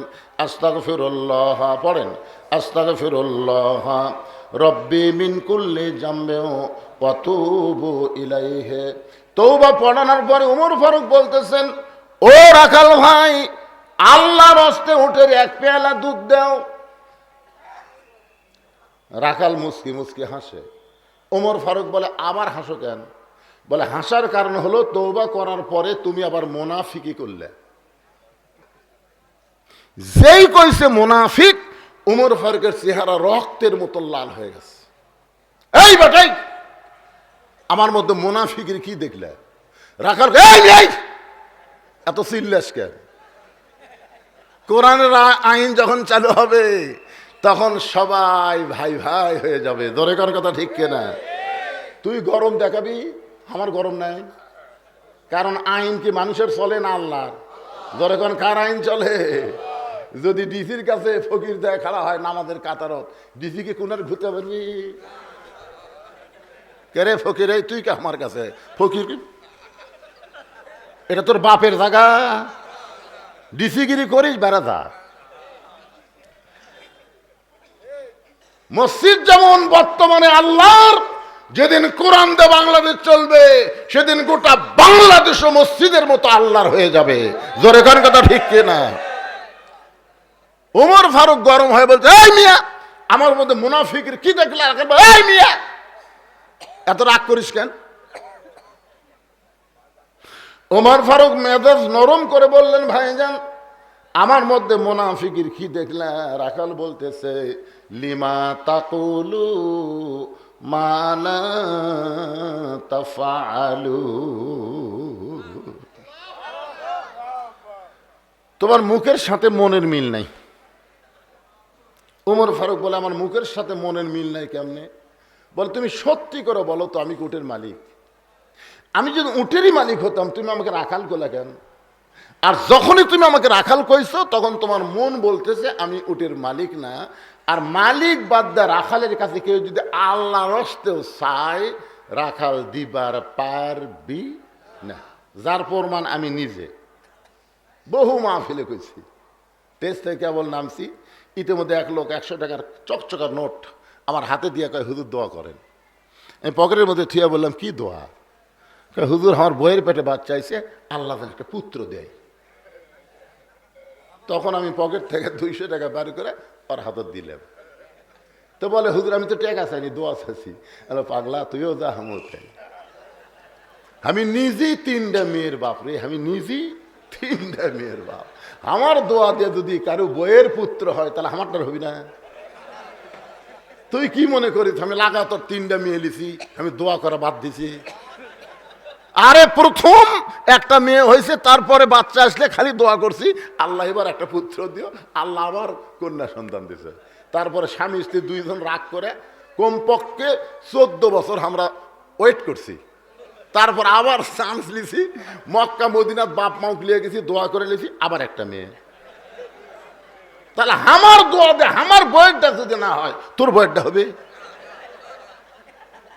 তখন কয়, হুজুর তাহলে একটা কাম করেন, আপনি টাকা আপনি নেন, আমার নাম দেন। ওরে যে 100 টাকা দিছি মারতেছে তো ওরাই। বললাম কোথায় যাবি? বলো ওই হুজুরের কাছে যাবো, সেই হুজুরের বেটা চাওয়াল আছে। আমি কইলাম কোনো হুজুর না, কোনো পীর না, কোনো বাবা না, পাবার যদি চাও তাহলে মালিকের কাছে চাও। রাখাল বলে, পথিক সত্যি যদি আল্লাহর রাস্তায় উঠে 1 পেয়ালা দুধ চাও তাহলে এখান থেকে মালিকের বাড়ি হলো 10 মাইল দূরে। ওই মালিকের বাড়ির দরজা দিয়ে বলো, মালিক তোমার রাখাল উট আর দুম্বা চড়াই, তুমি মালিক যদি হুকুম দাও তাহলে রাখাল আল্লাহর রাস্তায় উঠে 1 পেয়ালা দুধ দিবে। ওমর ফারুক বলে, রাখাল ভাই অত দূর কষ্ট করে মালিকের বাড়ি যাওয়ার দরকার নাই, বরং তোমাকে 2টা টাকা দিলাম, এই 2টা টাকার বিনিময়ে তুমি উটের 1 পেয়ালা দুধ দাও। রাখাল চিল্লায় বলে, তুমি হযরত উমরকে চেনো? সুবহানাল্লাহ বলেন। রাখাল হযরত উমরকে না চিনার কারণে বলতেছে, পথিক তুমি কি হযরত উমরকে চেনো? যদি হযরত উমরকে চিনতা তাহলে এরকম বেসাইজা প্রস্তাব দিতা না। উমরের গুপ্ত বাহিনী যদি দূর থেকে দেখবার পায় যে আমি মালিকের হুকুম ছাড়া তোমাকে উটের 1 পেয়ালা দুধ দিছি এবং 2টা দিরহাম ঘুষ নিছি, তাহলে তোমাকেও ধরবে আমাকেও ধরবে। এই বুড়া বয়সে কি তুমি ধরা পড়বার চাও? কারণ বর্তমানে আল্লাহর আইন দিয়ে হযরত উমর রাষ্ট্র চলা। ওমর ফারুক বলতে, রাখাল ভাই আমার আসলেই তো এই কথা মনে নাই, তাহলে চলো পাহাড়ের গুহার মধ্যে যাই, ওই গুহার মধ্যে গিয়ে গোপনে তোমাকে 2টা দিরহাম দিব, তুমি গোপনে উটের 1 পেয়ালা দুধ দিবে, উমরের গুপ্ত বাহিনীও দেখতে পাবে না, তোমার মালিকও জানতে পারবে না। রাখাল চিল্লাই বলে, ভণ্ড তুমি, ভণ্ড তুমি, ভণ্ড। ওমর ফারুক বলে, রাখাল আমার মধ্যে ভণ্ডামির কি দেখলা? রাখাল বলে, পথিক ওই গুহার মধ্যে দেওয়া নেওয়া করলে ওমরের গুপ্ত বাহিনী দেখতে পাবে না, আমার মালিক জানতে পারবে না। কিন্তু আমি যেই আল্লাহকে বিশ্বাস করি, আমি রাখাল যে আল্লাহকে বিশ্বাস করি, সে আল্লাহ সব জায়গায় দেখতে পায়। লিল্লাহে তাকবীর। ওমর ফারুক এক দৌড়ে পাহাড়ের পাদদেশে গিয়া যায় নামাজ বিছায়া 2 রাকাত নামাজ পড়ে আল্লাহর কাছে বলতেছে, আল্লাহ তোমার কোরআন এত সুন্দর, আল্লাহ তোমার কোরআন এত সুন্দর। তোমার কোরআন যখন সমাজে চালু থাকে তখন কেউ না দেখলো আল্লাহ দেখে, এই বিশ্বাস মুসলমানের কলিজার মধ্যে থাকে। কথা কন না গে? আজকে আবল তাবল বক্তৃতা সব মাইক যখন পায় যা ইচ্ছা তাই কয়, তদন্ত পর্যন্ত করে না। একটা ভালো মানুষ কাফের বলতে 1 সেকেন্ড লাগে না। হায় হায় কি যুগ পড়ে গেল রে! চিন্তা করছেন? আল্লাহর কোরআন যখন দুনিয়াতে চালু থাকবে তখন শুধু কোরআনের মধ্যে কোরআন পাওয়া যাবে না, মানুষের মধ্যে বাস্তব আল্লাহর কোরআন দেখা যাবে। ওমর ফারুক কান্দার বলে, আল্লাহ তোমার কোরআন এত সুন্দর, আমি এতক্ষণ রাখালকে দেখি নাই, রাখালের ভিতরে আল্লাহ তোমার কোরআন আমি দেখতে পাই। রাখাল পিছনে এসে বলতেছে, যতই কান্দো উটের দুধ দেওয়া গেল না। ওমর ফারুক বলে, রাখাল ভাই উটের দুধের কোনো দরকার আমার নাই, আমি শুধু জানবার চাচ্ছি তুমি না দেখা আল্লাহকে কলিজার মধ্যে জায়গা দিয়ে তুমি যে আল্লাহর কোরআন অনুযায়ী চলতেছো, এর বিনিময়ে তোমার চাহিদা কি? তোমার তো ভালো একটা চাকরিও নাই, তুমি রাখালি করে খাও, ঠিক মতো ঘর বাড়িও নাই, এরপরেও তুমি আল্লাহর কোরআন অনুযায়ী চলো, তোমার চাহিদা কি? রাখাল মুস্কি মুস্কি হাসিয়ার বলে, প্রতীক আমার চাহিদার কথা যখন শুনতে চাও তাহলে শোনো, আমার চাহিদা হলো রব্বানা, সকলে পড়েন, রব্বানা আতিনা ফিদ দুনিয়া হাসানাতাও ওয়া ফিল আখিরাতি হাসানা ওয়া কিনা আযাবান্নার। ওমর ফারুক বলে, রাখাল আমি তোমার চাহিদার কথা শুনতে চাইলাম আর তুমি আল্লাহর কোরআনের আয়াত তেলাওয়াত করলে। রাখাল বলে, তুমি আসলেই মূর্খ। ওমর ফারুককে বলতেছে, তুমি আসলেই মূর্খ। আরে পাগলা, এই আয়াতের মধ্যে আমি 2টা চাহিদার কথা কইছি। 1 নম্বর চাহিদা হলো আতিনা ফিদ দুনিয়া হাসানা, 2 নম্বর চাহিদা হলো অফিল আখিরাতি হাসানা। আমার দুনিয়ার সৌন্দর্য হলো মহামানব হযরত উমরকে আমি এক নজর দেখতে চাই। যে উমর আল্লাহর কোরআন দিয়ে রাষ্ট্র চালায়, সেই উমরকে যদি দুনিয়াতে একটাবার দেখতে পাইতাম ভাই, আমার মনের আশা পুরা হইতো, আমার জীবন ধন্য হয়ে যেত। আমার 1 নম্বর চাহিদা হলো হযরত উমরকে এক নজর দেখা। তাহলে আপনাদের 1 নম্বর চাহিদা, উমরের মতো ভালো নেতা দেখা দরকার আছে না নাই? চাহিদা আছে।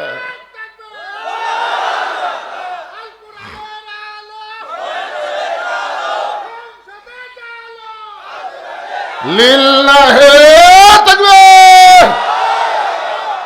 রাখাল বলতেছে, আমার 1 নম্বর চাহিদা হলো মহামানব হযরত উমরকে আমি এক নজর দেখতে চাই। আমার 2 নম্বর চাহিদা হলো, আমি রাখাল যখন মরে যাব, অধম রাখালকে আল্লাহ যেন জান্নাত দেয়।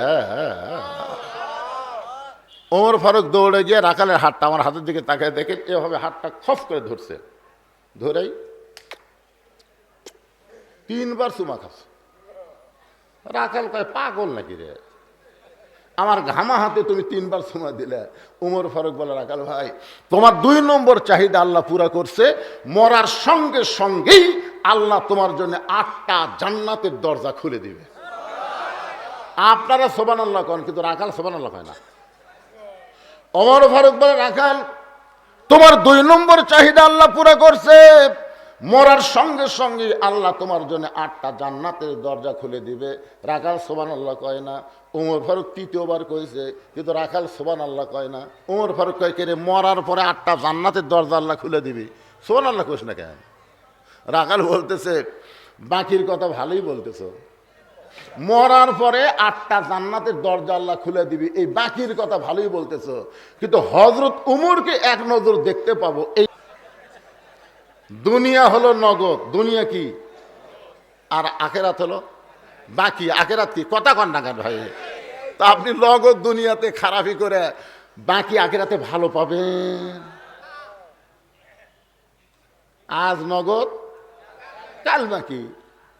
আমরা খালি সারা জীবন সুদ ঘুষ খাইয়া, বুঝলেন, বুড়া বয়সে ঘুষাড়ু আসে তৌবা করতেছে, আল্লাহ আমি আর জীবনে ঘুষ খাবো না। খোঁজরা দেখেন ওর চাকরি নেই, রিটায়ার করার পরে ওই কে কান্দায় কান্দে, চাল আমি আর জীবনে ঘুষ খাবো, আমি আর ঘুষ খাবো।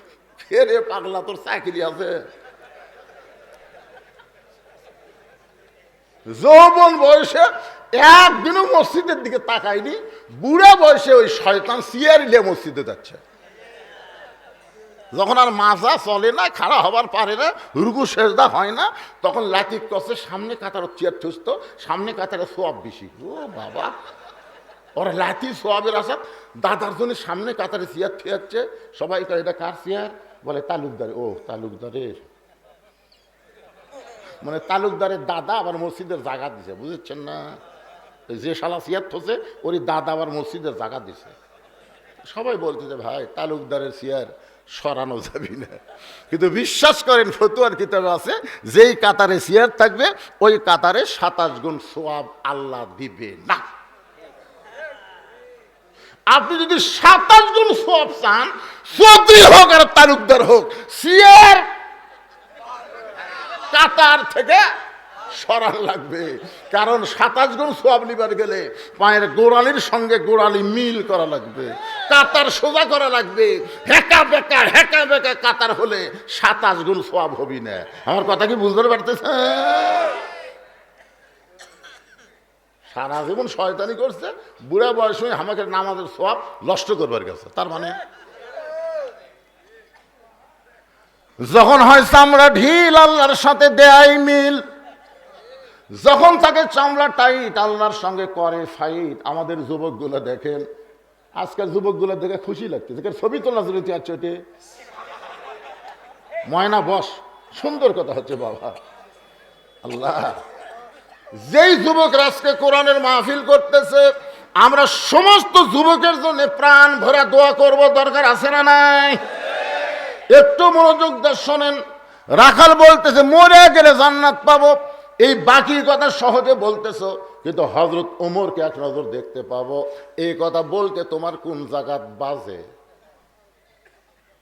ওমর চিন্তাত পড়ে গেছে, যে লোক আমাক তওবা পড়েছে, যাই আমাক মুনাফিক কছে, যাই আমাক ভণ্ড কছে, এখন যদি বলি আমি ওমর, যে ওমর রাস্তাতে গেলে শয়তান কয়দিন যায় না, এখন যদি বলে ভাই ও রাখাল ভাই আমি উমর রে, আমি এ শোনা মাত্র রাখা, মানে শোনাও সারা, হাত ফেল করে মরাও সারা। ওমর ফারুক চিন্তায় পড়ে গেলে আমি কি করব? এমন সময় আল্লাহর কোরআন বলতেছেন, উদউ ইলা সাবিলি রাব্বিকা বিল হিকমাহ। জোরে কান সুবহানাল্লাহ। হযরত ওমর বললেন, রাখাল সত্যি যদি ওমরকে তুমি দেখবার চাও, তাহলে তোমাকে ফজরের নামাজ সামনে কাতারে আদায় করা লাগবে। ফজর যদি সামনে কাতারে আদায় করতে পারো, তাহলে মেহরাবের মধ্যে লক্ষ্য করে দেখবা যেই মানুষটা ইমামতি করতেছে ওই মানুষটি হলেন হযরত ওমর। আপনারা বলেন তো, আপনাকে এলাকার কোনো চেয়ারম্যান ফজরত দেখবার পান? মেম্বরক মেহরাবের মধ্যে তো দূরের কথা, মসজিদও পান? আর আল্লাহর কোরআন যখন রাষ্ট্র চলবে, একটা নেতা বাড়ির নামাজ হবে না, প্রত্যেক নেতা খালি মসজিদে না মসজিদে গিয়ে ইমামতি করা লাগবে। কথা কন না কেন, কথা কন না কেন? ওমর ফারুক রাখালো কি বলতেছে, যদি উমরক দেখবার চাও তাহলে বারান্দার যাও, উমরকে যদি দেখবার চাও সামনে কাতারে যাও, সামনে কাতারে গিয়া মেহরাবের মধ্যে লক্ষ্য করে দেখবা যেই মানুষটা ইমামতি করতেছে ওই মানুষটি হলেন হযরত ওমর। রাখাল ছোট বাচ্চার মতন কান্দে। ওমর ফারুক বলে, রাখাল ভাই কান্দার কারণ কি? বলে, কান্দার কারণ হলো আমি বারান্দায় নামাজ পড়ি, আমি মসজিদের ভিতরে ঢোকার সাহস পাই না। ওমর ফারুক বললেন, মসজিদের ভিতরে ঢোকার সাহস পাও না কেন? বলে, মসজিদের মধ্যে দামি দামি সাহাবীরা নামাজ পড়ে, ওই দামি দামির মধ্যে আমি একজন সাধারণ রাখাল কেমনে যাই? ওমর ফারুক বললেন, রাখাল তুমি কম দামি আর মসজিদের মধ্যে দামি দামি, এই ভুলটা তোমারে কে বুঝাইল? আল্লাহ কোরআনে বলেছেন, ইন্না আকরামাকুম ইনদাল্লাহি আতকাকুম, ওই ব্যক্তি সবচাইতে দামি হয় যার কলিজার মধ্যে আল্লাহর বেশি ভয়। আপনারা কি মনে করতেছেন আমি চেয়ারত বসে ওয়াজ করতেছি আমি বেশি দামি, আর আপনার বিছনাত বসে ওয়াজ শুনতেছেন আপনারা কম দামি? না, আমার মতন বহু বক্তাকে আল্লাহ তক্তা বানায় জাহান্নামত দিবে, আর আপনাদের মতন বহু শ্রোতাকে আল্লাহ বিনা হিসাবে জান্নাত দিবে। জান্নাতে যাওয়ার জন্য বক্তা শ্রোতা না, জান্নাতে যাইতে গেলে আল্লাহর ভয় যার অন্তরে যত বেশি। ইন্না আকরামাকুম ইনদাল্লাহি আতকাকুম। ওমর ফারুক বললেন, রাখাল সত্যি যদি ওমরকে দেখতে চাও, ফজরের নামাজ সামনে কাতা আদায় করা লাগবে, এখন কি কইবা কও? রাখাল বলতেছে, তাহলে আজকে এশার নামাজ পড়ে আর আমি বাড়ি যাচ্ছি না। ওমর ফারুক বললেন, এশার নামাজ পড়ে যাবা না কেন? বলে, এশা পড়া যদি বাড়ি যাই তাহলে ফজর সামনে কাতারে কেমনি পাই? ওমর ফারুক বললেন, রাখাল তুমি কি বলতে পারো 3 ওয়াক্ত নামাজ তাড়াতাড়ি কেন হয় আর 2 ওয়াক্ত লম্বা কেন? আসর মাগরিব এশা, আসরের পরেই মাগরিব, তারপরেই এশা, এই 3 ওয়াক্ত কিন্তু তাড়াতাড়ি শেষ হয়ে যায়। কিন্তু এশা থেকে ফজর লম্বা সময়, আবার ফজর থেকে জোহর লম্বা সময়, তুমি কি বলতে পারো? রাখাল বলতেছে, আমি তো জানি না। এতক্ষণ কিন্তু উমর মূর্খ বানাচ্ছে, ধরে কোন কথা ঠিক কি না? এবার রাখাল বলতেছে, আমি তো জানি না। দেখুন নেতার চরিত্র কেমন, কর্মীর চরিত্র কেমন। কর্মী রাখাল কিন্তু হজরত উমরক মূর্খ কছে, কিন্তু নেতা মূর্খ না বলে বলতেছে, ভাইজান ফজর থেকে জোহর আল্লাহ লম্বা সময় দিছে, ওই সময়ের মধ্যে তুমি খেতে খামারে কাজ কাম করবা, চাকরি বাকরি করবা, ব্যবসা বাণিজ্য করবা, আলুর বাগুর বানবা, আলু লিয়া হাটত যাবা, এইগুলো কাজ করতে করতে তোমার দেহের যে ক্ষয় হবে, এশা থেকে ফজর আল্লাহ লম্বা সময় দিছে, এই লম্বা সময়ের মধ্যে তুমি ঘুমা যাবে, ওই ঘুমের মধ্যে আল্লাহ তাআলা দিনের দেহের ক্ষয় পুরা করে দিবে। তাহলে এশা থেকে ফজর যদি তুমি সামনে ধরবার চাও, যদি ঘুম ধরে, রাখাল বলতে যে ঘুম যদি ধরি তাহলে মসজিদের মধ্যেই ঘুমিয়ে যাব। যেই বলছে মসজিদের মধ্যে ঘুমাবো, ওমর ফারুকের চেহারা চট করে কপাল লাল হয়ে গেছে। এই রাখালেই মসজিদের মধ্যে ঘুম পাড়ার দলিল দে, তুই যে মসজিদে ঘুম পাড়বো তার একটা দলিল থাকা লাগবে না? কথা কার না, ঘুম পাড়া তো দূরের কথা, সবাই নামাজ পড়ে বাড়িতে গেছে, এরা 3 জন জোহরে নামাজ পড় 4 ফ্যান দিয়ে গল্প করতেছে। এবারে গত বছর তো আলুত খুবই লস খানো বা, এবারে খবর কি? মানে 3 জন মুসল্লি 4 ফ্যান দিয়ে গল্প করতেছে, 1-8 ঘন্টা হয় গল্প শেষ হয় না। ফেরেশতারা বলতেছে, আল্লাহ সবাই নামাজ পড়া বাড়িতে গেল, এরা 3 জন যে 4 ফ্যান দিয়ে গল্প করতেছে, এর রেজাল্ট কি? আল্লাহ বলতেছে, এদের মাথার উপর যতক্ষণ ফ্যান ঘুরতেছে, এই ফ্যানের কারেন্টের বিল এই 3 জন আলাদাভাবে না দেওয়া পর্যন্ত জান্নাত যাওয়ার পারবে না। কারণ মসজিদের বাপের ঘর না, ইচ্ছা মতো ফ্যান ঘুরাবি। কথা কর না কেন, কথা কর না কেন? মসজিদ বাপের ঘর। ছোটবেলা দেখছি আমার দাদা যখন জীবিত ছিল, আমরা ছোটবেলা ৭৪ সালের কথা মনে আছে আপনাকে? রে হাইরি হাইরি, একবার সকালে ভাত আনতে 4 বার ওরা খাওয়া, পেঁয়াজ দিয়ে পান্তা, লবণের দাম হঠাৎ করে বাড়ে গেল। তো জোহরে নামাজ পেঁয়াজ দিয়ে পান্তা খেয়ে আমার আবার নামাজ পড়ার খুব লিশে আসলো। দাদার সাথে সাথে যেই গেছি মসজিদের মধ্যে, দাদা নামাজ পড়া অবস্থায়, কি রে বুড়া মানুষ আর কোনে ঘুতে মারে, ব্যাপার কি? আমি আবার তার নিয়ত বান্ধি, আবার মারে। 2-3 বার মারার পরে বেড়াসে গেলে, কি বুড়ে তো শয়তান বুড়ে রে। দাদা পয়সা বলতে, ভাই তুই যখন মসজিদের মধ্যে ঢুকছো তোর মুখ দেখালি পেঁয়াজ গন্ধ রে। আরে পাগলা, রসুন কাঁচা পেঁয়াজ খেয়ে মসজিদে ঢোকা হয় না ভাই, ঢুকলে ফেরেশতারা কষ্ট পায়। দেখছেন কাঁচা পেঁয়াজ কাঁচা রসুন খাইয়া আগেকার যুগে মসজিদে ঢুক পারি দেয়নি, আর এখন মসজিদের মধ্যে পেঁয়াজ কাটিয়া মুড়ি মাখতেছে, মানে মসজিদ আর বাপের রান্নাঘর। কি মন খারাপ করতেছেন? একটু মনোযোগ দিয়ে কথা বলে শুনবেন। ওমর ফারুক বলেন, রাখাল আজানের গুরুত্ব দিও। এই যুবকেরা মনোযোগ দিয়ে শোনো, 5 ওয়াক্ত নামাজের মধ্যে সবচাইতে গুরুত্বপূর্ণ আজান কোন নামাজের? সবাই কর পারতেছে না। 5 ওয়াক্ত নামাজের ভিতরে সবচাইতে গুরুত্বপূর্ণ আজান, নামাজের কথা বলতেছি না, আজান হলো ফজরের আজান। অন্য কোনো আজানে সেই শব্দ নেই, কিন্তু ফজরের আজানে একই শব্দ দুইবার মুয়াজ্জিন আপনাকে শোনায়। আপনার কি শুনবার পান? আর সালাতু খায়রুম মিনান নাওম শোনার পরে কেউ যদি ল্যাপের মধ্যে থাকে, কেউ যদি কম্বলের মধ্যে থাকে, তার অবস্থা কি হবে? হুজুর হুজুর কি মনে হয়? কিন্তু কোন ভাই আপনি এত ফাঁকত আছেন কে? এই যুবক, রাত 1টা পর্যন্ত ফেসবুক চলেছে, রাত 1টা পর্যন্ত অশ্লীল ভিডিও দেখছে, আর যে আজান দিছে ওর কাছে আজানটা খারাপ লাগে, বুঝলেন? জানলা বন্ধ করে থুছে, মসজিদের দিকে জানলাই থয়নি,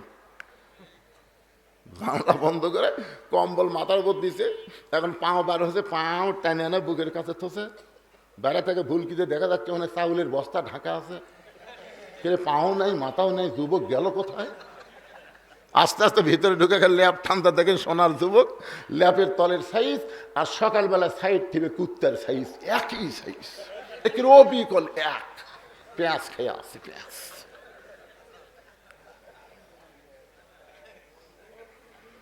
ফজরের নামাজ কেউ যদি জামাতের সঙ্গে না পড়ে, আল্লাহ রাসূল বলেছেন এশা আর ফজর এই 2 ওয়াক্ত জামাতে না পড়লে তার মধ্যে মুনাফিকি চলে আসবে। 2-1 দিন ভিন্ন কথা, কিন্তু লাগাতার যদি এই কামটা করে। আমার কথাকে বুঝতে পারলেন? ওমর ফারুক বললেন, রাখাল আজানের গুরুত্ব দিও, সবচাইতে গুরুত্বপূর্ণ আজান হলো ফজরের আজান। এতদিন রাখাল নামাজ পড়তো বারান্দায়, কিন্তু আজকে যেই মাত্র মুয়াজ্জিন ফজরের আজান দিয়েছে, রাখাল আর্মির মতো রেফলাইট করে করে মসজিদের বারান্দায় থেকে মসজিদের দরজাত গেছে। দরজাত গেলেই কিন্তু হবে না, ঢুকতে গেলে নিয়ম আছে, ডান পায়ে ঢোকা লাগবে। জোরে কোন পায়ে? শুধু ডান পায়ে ঢুকলে হবে না, জবান খুলে একটা দোয়া পড়া লাগবে, আল্লাহুম্মা আফতাহ লি। সবাই পড়েন, আল্লাহুম্মা আফতাহ লি আবওয়াব রহমাতিক। রাখাল দোয়াটা পড়ে ডান পা দিয়ে ভিতরে ঢুকে সামনে কাতারে যাবার চাই, সামনে কাতারে যাবার চাই। প্রত্যেকটা সাহাবী নড়ে সরে রাখালকে যাওয়ার রাস্তা করে দেয়। রাখাল কয়, কে রে এতদিন বারান্দার থেকে কি ভাবলাম, ভিতরে দামি দামি সাহাবী, কিন্তু আজকে ভিতরে ঢুকে দেখতেছি এরাও যা হামু তাই। এটা ভিতরে না ঢুকলে বোঝা যাবে না ভাইজান। সারাদিন ভিক্ষা করে বাড়িতে আসে, বউ খালি ফকির কয়, কে রে আমি কুত্তার ধাবড়ানি খাইয়া কত কষ্ট করে ভিক্ষা লিয়ে বাড়িতে আসি, আর তোর মুখ গাল ফুলে করে থাকিস কে? ফকুন্নি কও সারা জীবন ভিক্ষা করবে, সারা জীবন লাভ হবে না। ফকির কয়, তোর এত মেজাজ খারাপ খেয়ে? আপনি যে সাধারণ মানুষের দরজার যান, আপনি কি বাসার সাজানের নাম শোনেননি? শুনছি তো সিরিজার পারেন না? এমন দেওয়া দিবি 2-4 বছর আর ভিক্ষা করা লাগবি না। ফকির কয়, তারে আমি তো এই দরজার কথা জানি না রে। বইয়ের বুদ্ধি শুনে পরের দিন বাসার সাধারণ দরবারের দরজা যাই দেখি, দরজা তো বন্ধ, একজন হিয়া দেহওয়ালা মানুষ লাঠি লিয়ে খাড়া আছে। ফকির কয়, বারে বইয়ের বুদ্ধি শুনে দরজার দিকে যেই পাও বাড়াছে, বুঝলেন, দারোয়ান এই কি কোন দিকে? ফকির বলতেছে, ভাই আমার বউ কছে। আবার বউ? তুই জানিস এই দরজা দিয়ে বাদশাহ সাজানের উজির নাজির মন্ত্রী আত্মীয় স্বজন ছাড়া কেউ ঢুকবার সাহস পায় না, আর তুই ফকির হয়ে সেই দরজার দিকে আসিস? ফকির চিন্তা করে, আর যা দেহের সাইজ আর হাতত আছে বোনাস লাঠি, এর সাথে দাম পারবো না। এই সময় হেকমত করার জন্য এক দৌড়ে গিয়ে ফকির, লাঠি মারার আগে ফকির দৌড়ে গিয়ে দারোয়ানের 2 পাও খপ করে ধরছে। পানি শুধু ধরে নাই, ফকিরের চোখের পানি দারোয়ানের পাও পড়ছে। দারোয়ান লাঠি মারবার যা চিন্তা করে, যেই ব্যক্তির চোখের পানি আমার পাও ফেললো, কে মারি কেমনি? দারোয়ান বলতে যে ভাইজান তুমিও যাহামো তাই, তুমি ভিক্ষা করে খাও আর আমি দরজা পাহারা দিয়ে খাই, আমাদের মধ্যে কোনোই তফাৎ নাই। ফকির বলতেছে তাহলে দরজা খুলে দাও। দারোয়ান বলতে পাগল হয়েছে, আরো 15টা দরজা আছে, প্রত্যেকটা দরজায় একটা করে দারোয়ান লাঠি নিয়ে দাঁড়ায় আছে, আমি খুলে দিলে পরের দরজার দারোয়ান তো দরজা খুলবে না। ফকির বলে খালি তুমি খুলে দাও, পরেরটা খুলবে কি খুলবে না সেটা আমার ব্যাপার। দারোয়ান ঠাট্টা করে দরজা খুলে দিতে, ঠাট্টা বোঝেন না যে পরের দরজা দারোয়ানের পিটন খাই এমনি বের হয়ে আসবে, এই মনে ঠাট্টা করে খুলে দিয়েছে। ফকির ঢুকে দেখে 100 গজ দূরে আর একটা দরজা। দারোয়ান দেখে, এই ফকির ঢুকলি কেমনে? ফকির বলতেছে কেমনে ঢুকলাম জানবার চাস? প্রথম দরজা দারোয়ানের কাছে যা, যা। তুই আমার পরিচয় শুনে খুলে দিছে, এখন তুই পরিচয় শুনবো না দরজা খুলবো? দারোয়ান বলতেছে ও যখন খুলে দিছে ভাই, তাহলে আমার বন্ধ করে থাকা কোনো লাভ নেই, সিসিম ফাঁকতো, যা। দ্বিতীয় দরজার দারোয়ান দরজা খুলে দিয়েছে। ইমাম গাজ্জালী বলেন কলেমা তয়্যিবা দিয়ে মৃত্যুর দরজা কেউ যদি মোকাবেলা করতে পারে ইমানের সাথে, কবর বলো, হাসর বলো, মিজান বলো, পুলসিরাত বলো, আর কোনো জায়গায় তোমাদেরকে আটকানো হবে না। জান্নাতের 8টা দরজা আল্লাহ খুলে দিবে। সালামুন আলাইকুম তিবতুম ফাদখুলুহা খালিদিন। সমস্ত দরজা খোলা পায়, ফকির ভিতরে গেছে। কোথায় গেছে? ভিতরে যায় দেখে একজন লোক ঘুরতেছে, মাথাতে এরকম একটা, যা বলতেছে কে রে ভাই, এই কে রে? এত চেহারা ফকির, এতগুলা দরজা পানি দিয়ে ভিতরে যখন ঢুকছে, এক ফকির মনে করলো পাপ হবি, করছে কি খবর? এই বাদশাহ সাজান কোন জায়গা? বাদশাহ সাজান ওটা হচ্ছে উজিরে আজম, মানে প্রধানমন্ত্রী। চুমকোটে বলতেছে ওরে বাবা, আজ পর্যন্ত আমরা কেউ নাম ধরে ডাকি না, সম্রাট জাহাপনা হিসেবে সম্বোধন করি, আর এই বেড়ে কয় বাদশাহ সাজান কোন জায়গা? বলতেছে ভাইজান ওই যে এক ছোট্ট ঘর নাই, ওই ঘরের কাছে যান। ফকির এবার ঘরের কাছে গিয়ে দেখে দরজা বন্ধ, একটা জানালার পাল্লা খোলা, ওই পাল্লা দিয়ে ভিতর দিকে তাকায় দেখে গোটা ঘরের মধ্যে একজন মাত্র মানুষ 2 হাত এভাবে তুলে কাঁদতেছে আর বলতেছে ও বাদশার বাদশাহ, তোমার দরবারে আমি ফকির। আমি ফকির ফকির বলতে বলতে 2 চোখের পানি দিয়ে গাল ভিজে টপ টপ করে পড়তেছে। ফকির মনে মনে কয় বইয়ের বুদ্ধি শোনাইলাম বাদশার কাছে। আয়সা থেকে বাদশাহ নিজেই ফকির হয়ে কান দিচ্ছে। এটা তো গজবের এলাকা রে, যেটি বাদশাহ কান্দে সেটি আমার মতন ফকিরের খাওয়া আছে? ফকির ভিতরে ঢুকে কি, ভিতরে ঢুকে ফকির চিন্তা করতেছে কে রে বাবা, বাদশার সাথে দেখা যায় দারোয়ানের বাচ্চা, দারোয়ান খালি দরজা পাহারা দিয়ে খাস, ভিতরের খবর জানিস? তুই যে খালি দরজা পাহারা দেস, তুই ভিতরের খবর জানিস? যাকে বাদশা বাদশা বলে পূজা করতেছিস, আমি নিজের চোখে দেখলাম ফকির হয়ে কাঁদতেছে। দরজার দারোয়ান আরো দরজার দারোয়ানকে বলতেছে এই এই ওরা কয় কি, আয় খামাখা দরজা পাহারা দিয়ে লাভ নাই রে, ভিতরে মৌলবাদী ঢুকছে, রাজাকার ঢুকছে, আয়। সব দারোয়ান একত্র হয়ে, কেউ ফকিরও কিল মারে, কেউ লাথি মারে, কেউ ঘুষি মারে। ফকির একই কথা কয়, নিজের চোখে দেখা জিনিস মিথ্যা বলা যাবে না, নিজের চোখে দেখা। তাবারাকাল্লাযী বিয়াদিহিল মুলক ওয়া হুয়া আলা কুল্লি শাইইন কাদির। গোটা পৃথিবীর রাজত্ব কর্তৃত্ব মালিকানা কার হাতে? সমস্ত ক্ষমতার মালিককে। শাস্ত্রে গল্প করতেছে আমাকে 5 পীর। আওয়ামী লীগ ক্ষমতা ছিল, আগামীতে বিএনপি ক্ষমতা আসতেছে, কথার সাইজ। আওয়ামী লীগ ক্ষমতায় ছিল, আগামীতে বিএনপি ক্ষমতা আসতেছে। আমি এটা শুনে বলছি নাউজুবিল্লাহ নাউজুবিল্লাহ নাউজুবিল্লাহ। 3-4 জন উঠে এসে কয় হুজুর বিশ্বাস হয় না আপনি না, আমাকে আওয়ামী লীগ ক্ষমতা ছিল এটাও বিশ্বাস হয় না, না বিএনপি ক্ষমতা আসতেছে এটাও বিশ্বাস হয় না, না। ওরা 4-5 জন আমার হাত ধরে বলতেছে তাহলে কোন দল আসতেছে কোন? আওয়ামী লীগ চলে গেছে, বিএনপিও আসবে না, তাহলে আসবি কে? তখন আমি বললাম পাগলা, এই যে অমুক দল ক্ষমতা আসতেছে অমুক দল ক্ষমতা ছিল, এটা যদি কেউ বিশ্বাস করে লাইলাতুল বরাতে আল্লাহ তা কিছুই দিবি না। তখন কে হুজুর কেন? এটা হলো সম্পূর্ণ মুশরিকি কথা রে। ক্ষমতা কোনো দলের না, ক্ষমতার মালিক একমাত্র আল্লাহ। ধরে কোন কথা ঠিক কিনা? আওয়ামী লীগ যদি ক্ষমতা থাকে তাহলে পলালো কে?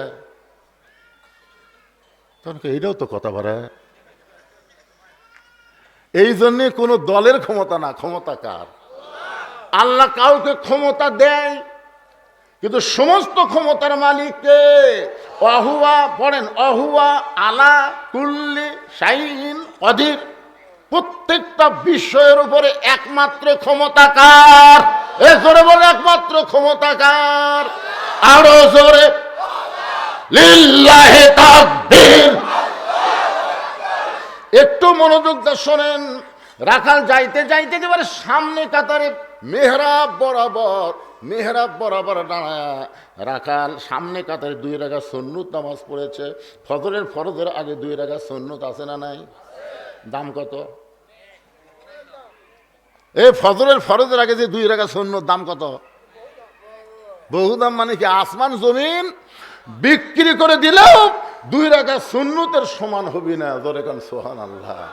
আচ্ছা 2 রাকাত সুন্নতেরই যদি এত দাম হয় তাহলে ফরজের দাম কত?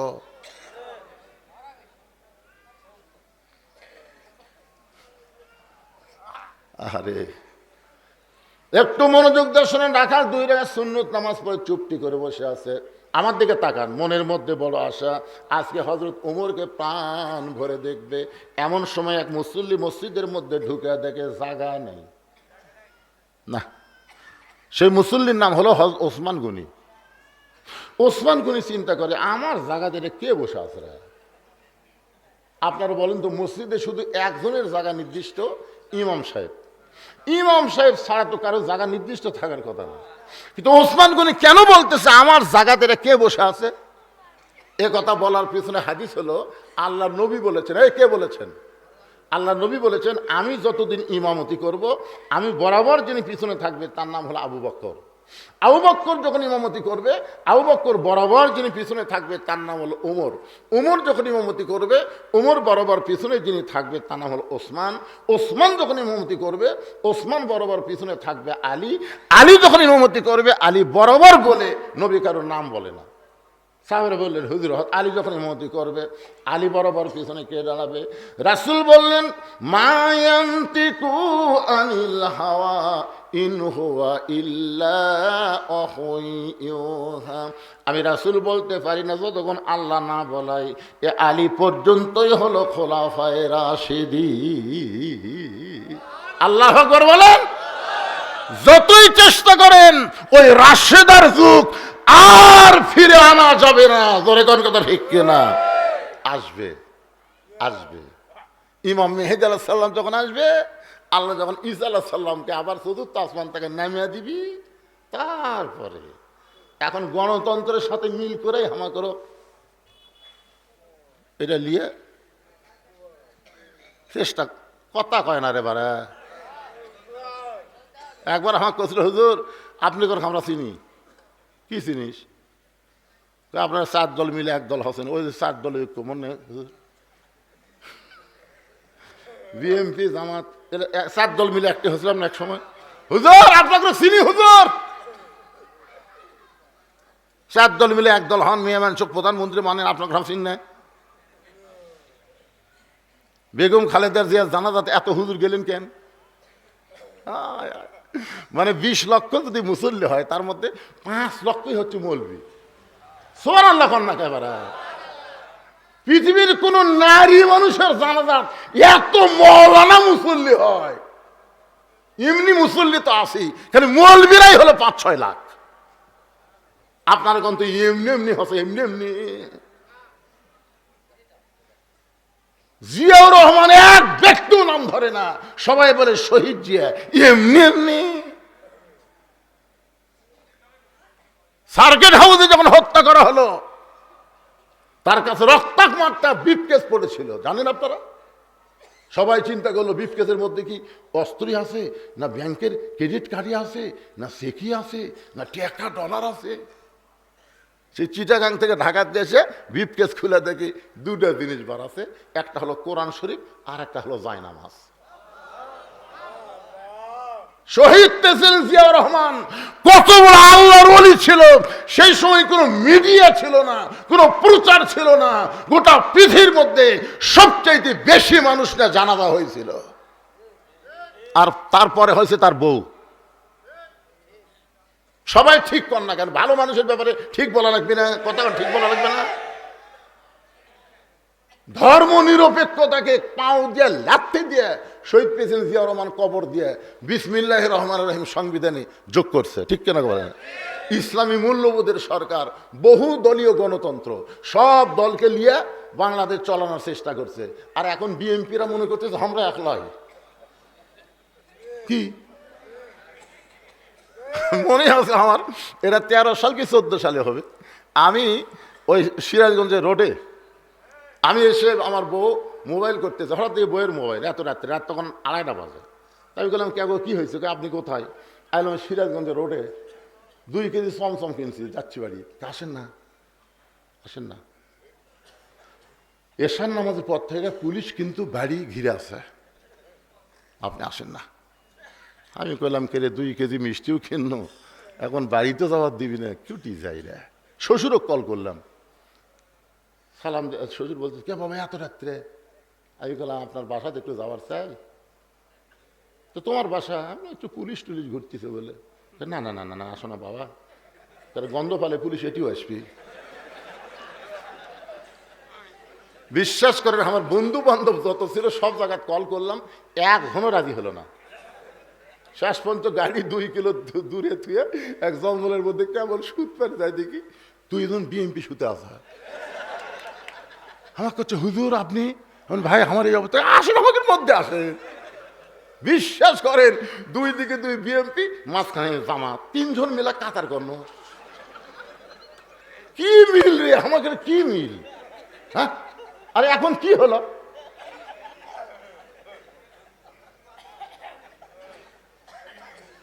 এইগুলো হিংসা বিদ্বেষ করলে চলবে না ভাই, মিলেমিশে আমাদের থাকতে হবে। পুনরায় ফ্যাসিস্ট যেন এই বাংলাদেশ আর না আসতে পারে, জোরে কোন কথা ঠিক কিনা? বিএনপি আমাদের ভাই, শহীদ জিয়া, খালেদা জিয়াকে সবাই সম্মান করে, তোমরাও সেই সম্মানী দল। খামাখা আমাদের মধ্যে কেন মতদ্বৈততা থাকবে? একটু মনোযোগ দিয়ে কথাগুলো খেয়াল করবেন। ওসমান গনি দাঁড়ায় দেখে জায়গা দখল করে একজন বসে আছে, এখন কি করবে? আস্তে আস্তে গিয়ে দেখে রাখালের পাশে ফাঁকা জায়গা, ওই ফাঁকা জায়গার মধ্যে ফজরের 2 রাকাত সুন্নত নামাজ আদায় করছে। 2 রাকাত সুন্নত নামাজ আদায় করে ওসমান গনি রাখালের দিকে 3 বার তাকাছে। কয়বার? কি জন্যে? না না, কোনো দিনও দেখেনি। তা আপনার কাছে একজন জামাতে নামাজ পড়ে, আপনি তাকে দেখার দরকার নাই, কারণ পায়ের সাথে পায়ের গোড়ালি মিল করবো, সে আমার ভাই না? তাহলে ভাই না খাইয়া আছে না খাইয়া আছে, কোন দিন খোঁজ দিয়েছেন? আপনার কিন্তু জামাতে নামাজ পড়া কি জন্যে? খালি পায়ের গোড়া সোজা করলে হবে না, তো পেটও সোজা করা লাগবে। ওই 3 দিন হলে না খাইয়া ওর পেট চামড়ার সাথে লেগে গেছে। আর এই জোহরের নামাজ পড়বে যাচ্ছে 3 থালি ভাত খাইয়া, এর পেট নিচে হয়ে আছে আর ওর পেট চাপে গেছে। পায়ের গোড়ালি সমান কিন্তু পেট। তাহলে আপনার ভাই না? ওই আপনার ভাই না? ওকে আপনার বলা দরকার নাই, কে রে ভাই, এ ভাই তোর বাড়ির খবর কি, সংসারের খবর কি? ভাই আজকে 3 দিন হলে আমার বাড়ির ভাত নেই। কিন্তু আমার বাড়িতে আছে, এই কথা আগে বলবি না? আপনি যখন আপনার বাড়ির খাবার একটা গরিব ভাইয়ের বাড়ি দিবেন, সঙ্গে সঙ্গে আল্লাহ রাসূল বলেছে আল্লাহ তাকে ওসমান গনির সঙ্গে জান্নাত দিয়ে দিবে। কাতার সোজা করা মানে খালি পায়ের গোড়া সোজা লাগবে, পেটও সোজা করা লাগবে। ওসমান গনি তিনবার তাকাইছে। ধরে বলেন কয়বার? 3বার তাকাইছে। একটা মূর্খ মানুষের দিকে বারবার তাকালে মূর্খ মানুষ খুশি হয় না, রাগ করে? রাগ হলে, এই মিয়া বারবার আমার দিকে তাকাস কেন মিয়া? ওসমান গনি নাজুক মানুষ, শরমগন্ধ মানুষ, ভয়ে লাভ দুটো বলতেছে, ভাইজান কোনোদিন আপনাকে সামনে কাতারে দেখি নাই, আজকে ভালো করে দেখার জন্য পরপর 3বার তাকাইছি। আপনি এত রাগ করে আমাকে এই মেয়ে বলার পিছনে কারণ কি? আপনার পরিচয়টা বলবেন। বলে, আমার পরিচয় হলো আমি একজন রাখাল। যেই বলেছে আমার পরিচয় আমি একজন রাখাল, ওসমান গনি মুসকি মুসকি হাসতেছে। মুসকি মুসকি হাসার কারণ হলো, রাখাল যারা হবে তাদের ভাষা নরম হলে চলবে না, রাখালের ভাষা একটু গরম হওয়া লাগবে। আপনি যদি গরু ছাগল নিয়ে মাঠে যান, গরু ছাগল ঘাসের মধ্যে আছে, হঠাৎ অন্যদিকে আবাদ আছে, আলুর আবাদ, ওই আবাদের দিকে গরু যাচ্ছে, তখন আপনি যদি বলেন, বাবা গরু, বাবা গরু, ওদিকে আবাদ আছে বাবা, ওদিকে যাস না বাবা। আপনি বলেন তো, বাবা শোনা করে গরু শুনবে? আর এই গরু, আর এক ধাপ যদি সামনে যাস, গরু কিন্তু মানুষের চাই তোর কান সজাগ, বুঝছেন তো? রাখালি যারা করবে তাদের ভাষা মাঝে মধ্যে গরম হওয়ার দরকার আছে না নাই? আল্লাহ রাসূল বলেছেন, প্রত্যেকটা অভিভাবককে আল্লাহ রাখালের দায়িত্ব দিয়ে দুনিয়াতে প্রেরণ করেছে। এখন আপনারা চিন্তা করবেন, হুজুর আমার তো গরু নাই, ছাগল নাই, আমি কিসে রাখালি করব? আপনি চোখ বন্ধ করে দেখেন, আছে আপনার বাড়িতে 42 বছরের একটা গাভী আছে, গাভী হলো আপনার বউ। আপনি চোখ বন্ধ করে দেখেন, আপনার বাড়িতে 22 বছরের একটা আইডিয়া আছে, আইডিয়া হলো আপনার বেটা। আপনি চোখ বন্ধ করে দেখেন, 17 বছরের একটা বকনা আছে, এই বকনা হলো আপনার মেয়ে। তাহলে এখন আপনি বলেন, আপনার গাভী, আপনার আইডিয়া, আপনার বকনা, আপনার বিবি, আপনার বেটা, আপনার মেয়ে, এই 3টার উপর আপনার রাখালি করার দায়িত্ব আছে না নাই? করছেন? আমার মায়েরা যারা পর্দার অন্তরালে একটু শোনেন মা, আল্লাহ নবী কেমন রাখালি করতেন। ফাতেমার ঘরের মধ্যে গিয়ে দেখে ফাতেমা চকির উপরে বসে 2 চোখ দিয়ে দর দর করে পানি পড়তেছে। নবী আমার ফাতেমার চোখের পানি দেখে আস্তে করে ঘরের মধ্যে ঢোকে, এই ডান হাতখানা ফাতেমার থুতুনির তলে দিলেন। ফাতেমার চোখের পানি গাল বয়ে বয়ে যখন নবীর হাতের মধ্যে পড়লো, ফাতেমা বলতেছে, বাবা আমার পানি মাটিতে পড়বে, চোখে পড়বে, আপনি সেই পানি হাতের মধ্যে নিলেন। রাসূল বলে, ফাতেমা রে, বহু ধনী যুবক তোকে বিয়ে করবার চাইছিল, কিন্তু কোন ধনী যুবকের সঙ্গে তোকে বিয়ে দিবার পারলাম না, কারণ আল্লাহ তাআলা ঘটকালি করে ওই গরিব আলীর সঙ্গে তোর বিয়ে হলো মা। এখন তুই কষ্টে কাঁদতেছিস, আমি একটা খুশির খবর তোকে দিবার চাই। ফাতেমা বলে, বাবা কি খুশির খবর দিবেন? রাসূল বলে, তাহলে এখন বলবো না, কারণ তুই কষ্টে কাঁদতেছিস মা, এখন তাহলে ফেরত যাই। ফাতেমার চোখের পানি মুছে মুচকি হাসিতে বলে, বাবা কি খুশির খবর? আল্লাহ রাসূল বলেন, ফাতেমা রে, আল্লাহ তাআলা তোমাকে খাতুনে জান্নাত ফাতেমা তো জোহরা জান্নাতি নারীদের নেত্রী বানাইছে। সঙ্গে সঙ্গে ফাতেমা বলে, বাবা শুধুমাত্র এই কষ্টের সংসার করার কারণে, এ না খেয়ে থাকার কারণে আল্লাহ আমাকে এত বড় ডিগ্রি দিয়েছে। রাসূল বলে, ফাতেমা রে, নামাজের জন্য নয়, রোজার জন্য নয়, এই কষ্ট করা জীবনের জন্য নয়, আল্লাহ তোমাকে খাতুনে জান্নাত ডিগ্রি দিয়েছে শুধুমাত্র পর্দা নিশি হওয়ার কারণে। ও ফাতেমা, তোমার পর্দা আল্লাহ এমন ভাবে কবুল করেছে, যে কবুল করার কারণে আল্লাহ তোমাকে পর্দা হিসাবে খাতুনে জান্নাত ডিগ্রি দিয়েছে। আমার মায়েরা যারা পর্দার অন্তরে আছেন গো মা, আপনারা যদি ফাতেমার সিগনেচারে জান্নাতে যাবার চান, তাহলে আপনাদের 1 নম্বর আমল হলো, অকরনা ফি বুয়ুতিকুন্না ওয়ালা তাবাররুজনা তাবাররুজাল জাহিলিয়াতিল উলা। আল্লাহু আকবার। আচ্ছা, আপনাদের এই গ্রামে ভূতনি চড়া গ্রামের মেয়েরা কি মাথার চুল বেচা খায়?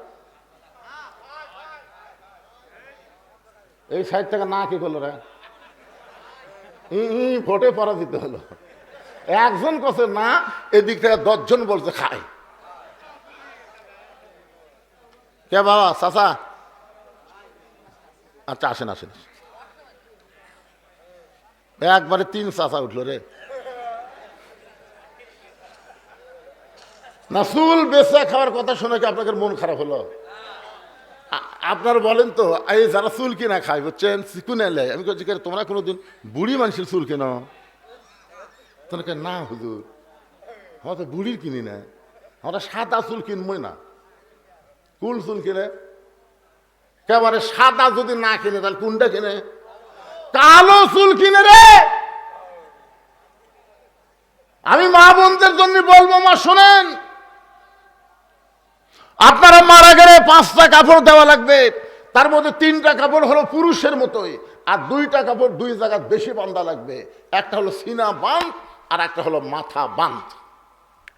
তাহলে মরার পরে যে মেয়ের মাথা বাঁধা লাগে, সেই মেয়ে যদি জেতা অবস্থায় চুল বেচা খায়, ওই মাথা নিয়ে জান্নাত যার পারবে? আল্লাহ কবি জান্নাত তাই মাথা থুয়ে হয়। এই জন্য আমার মা বোনদের জন্য বলতেছে, মা মনোযোগ দিয়ে শোনেন, যা করছেন করছেন, আজ থেকে তওবা করেন, আর কোনোদিন মাথার চুল বিক্রি করবেন না। মেয়ে মানুষের মাথার চুল কেবলমাত্র একজন ব্যক্তি লাড়তে পারবে, ওই ব্যক্তি হলো তার স্বামী। স্বামী ছাড়া অন্য কেউ হাত দেওয়ার স্পর্শ করতে পারবে না। এখন চলে আসেন, ওসমান গনি বলতেছে, ভাইজান, ও ভাইজান, তোমাকে কোনোদিন সামনে কাতারে দেখি নাই, আজকে প্রথম দেখতেছি ভাইজান। রাখাল বলতেছে, আমি বারান্দাত নামাজ পড়ি। মনোযোগ দিয়ে শোনেন, আমি বারান্দায় নামাজ পড়ি, আমি সামনে কাতারে কোনোদিন আসি না। ওসমান গনি বলেন, তাহলে বারান্দায় নামাজ পড়া বাদ দিয়ে সামনে কাতারে আসার কারণ কি? রাখাল বলতে, শুধুমাত্র দেখার জন্য আইছি। আজকে যখন আমার দেখা হবে, আমি বলতেছি এই সামনে কোনোদিন আসবো না, কারণ এখানে আসতে গেলে কষ্ট হয়। ওসমান গনি বলে, এখানে আসতে গেলে কষ্ট হয়, মানে কষ্ট হয় বোঝেন না? সে বারান্দার সবার শেষে আসা যায়, আগে যাওয়া যায়। বারান্দার মজা আলাদা, আসমো শেষে, যাবো আগে। আর এই জায়গাতে আমার কি করা লাগছে জানেন? খালি ওই ফজরে আজানের থেকে আমি শুরু করে খালি সানসত আছি। প্রতিদিন আজান দিলে আমি লাইয়ের তেল দিয়ে ঢুকঢুক করে হেঁটে আসা বারান্দার নামাজ পড়ি, কিন্তু আজকে আজান দিলে ঢুকঢুক করে আইসি, খালি সিনো টান করি। আর সেই দোয়া দরুদ পড়ে মসজিদের সামনে কাতারে যাচ্ছি। ওসমান গনি বলতেছে, আগামীকাল থেকে আসবেন না? না না, আবার কি জন্য আসবো, আজকে দেখা হয়ে গেলি আমার শেষ। ওসমান গনি চোখের পানি নিয়ে বলতেছে, ভাইজান, আজকে যে আপনার দেখা হবে তার গ্যারান্টি কি? রাখাল বলতেছে, আমার চোখের পাওয়ার ভালো আছে, আমি শুয়ের মধ্যে সুতা ঢোকাবার পারি, আমি অনেক দূর পর্যন্ত উট দুম্বা গেলে আমি দেখবার পারি, আমার চোখের পাওয়ার ভালো আছে, আমি দেখেই চলে যাব, আর কোনোদিন আসবো না। ওসমান গনি চোখের পানি বের করে বলে, ভাইজান, আমি কয়েক বছর হলে সামনে কাতারে নামাজ পড়ি, এখন পর্যন্ত আমি দেখতে পাইলাম না। আমি কয়েক বছর হলে সামনে কাতারে নামাজ পড়ি, এখন পর্যন্ত দেখতে পাইলাম না। রাখাল সোমকে বলতে, ভাইজান বলেন কি, কয়েক বছর হলে সামনে কাতারে নামাজ পড়েন, এখন পর্যন্ত দেখবার পান না, আপনার চোখের মধ্যে কি সমস্যা আছে? ওসমান গনি বলে, ভাইজান, আমিও শুয়ের মধ্যে সুতা ঢোকাবার পারি, আমি আসমানের তারা চাঁদ সব দেখতে পারি। রাখাল বলতেছে, তাহলে কেন দেখবার পান না? কয়েক বছর হলে সামনে কাতারে নামাজ পড়েন, এখন পর্যন্ত দেখবার পান না। ওসমান গনি যাকে দেখার জন্য সামনে কাতারে নামাজ পড়ে, তিনি হলেন নামাজের মালিক আল্লাহ। মেরাজ থেকে ফিরে এসে রাসূল বলেছেন, আসসালাতু মেরাজুল মুমিনিন, নামাজ হচ্ছে মুমিনদের জন্য মেরাজ। আল্লাহ রাসূল বলেছেন, বুখারী শরীফের প্রথম কিতাবুল ইহসান, খেয়াল করেন, আনতাবুদুল্লাহ কাআন্নাকা তারাহু ফাইন লাম তাকুন তারাহু ফাইন্নাহু ইয়ারাকা। আল্লাহু আকবার। যদি তুমি ইবাদতের মধ্যে শামিল হও, ইবাদতের মালিক আল্লাহকে দেখতে পাবে। আল্লাহ দেখা যদি সম্ভব না হয়, আল্লাহ তোমাকে দেখতেছে, এই বিশ্বাস তোমার কলিজার মধ্যে আসবে। তাহলে ওসমান গনি দেখতে আসে কাকে? আমার কথা কি বুঝবার পারতেছেন না ভাইজান? ওসমান গনি দেখতে আসে কাকে? আর রাখাল দেখতে আসছে কাকে? দুই জনের দেখা কি এক? রাখাল বলতেছে, একটা কাম করেন। ওসমান গনি বলে, ভাই কি কাম? বলে, আপনি আমার হাত ধরেন, আপনি আমার হাত ধরেন, আমি নিজেও দেখব এবং আপনাকেও দেখা দেব। সঙ্গে সঙ্গে ওসমান গনি রাখালের হাতটা খপ করে ধরে আল্লাহর কোরআন তেলাওয়াত করতেছে, ইয়া আইয়ুহাল্লাযীনা আমানুত্তাকুল্লাহা ওয়া কুনু মা'আস সাদিকিন।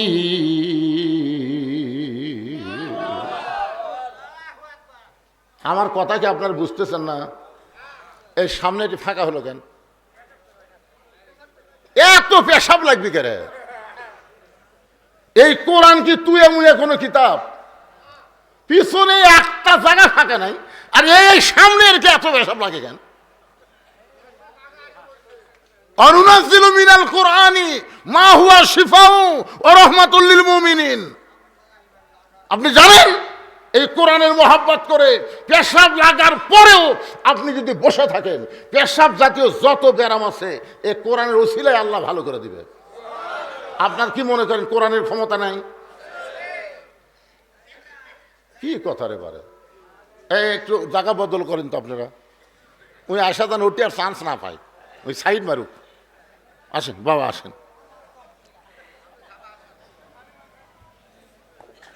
না সবাই সমান না, সবাই কি সমান? তারপরেও কিন্তু কোরআনের মধ্যে পাওয়ার আছে না নাই? যেরকম আছে না নাই? সব ঔষধ এই কোরআনের মধ্যে নাই?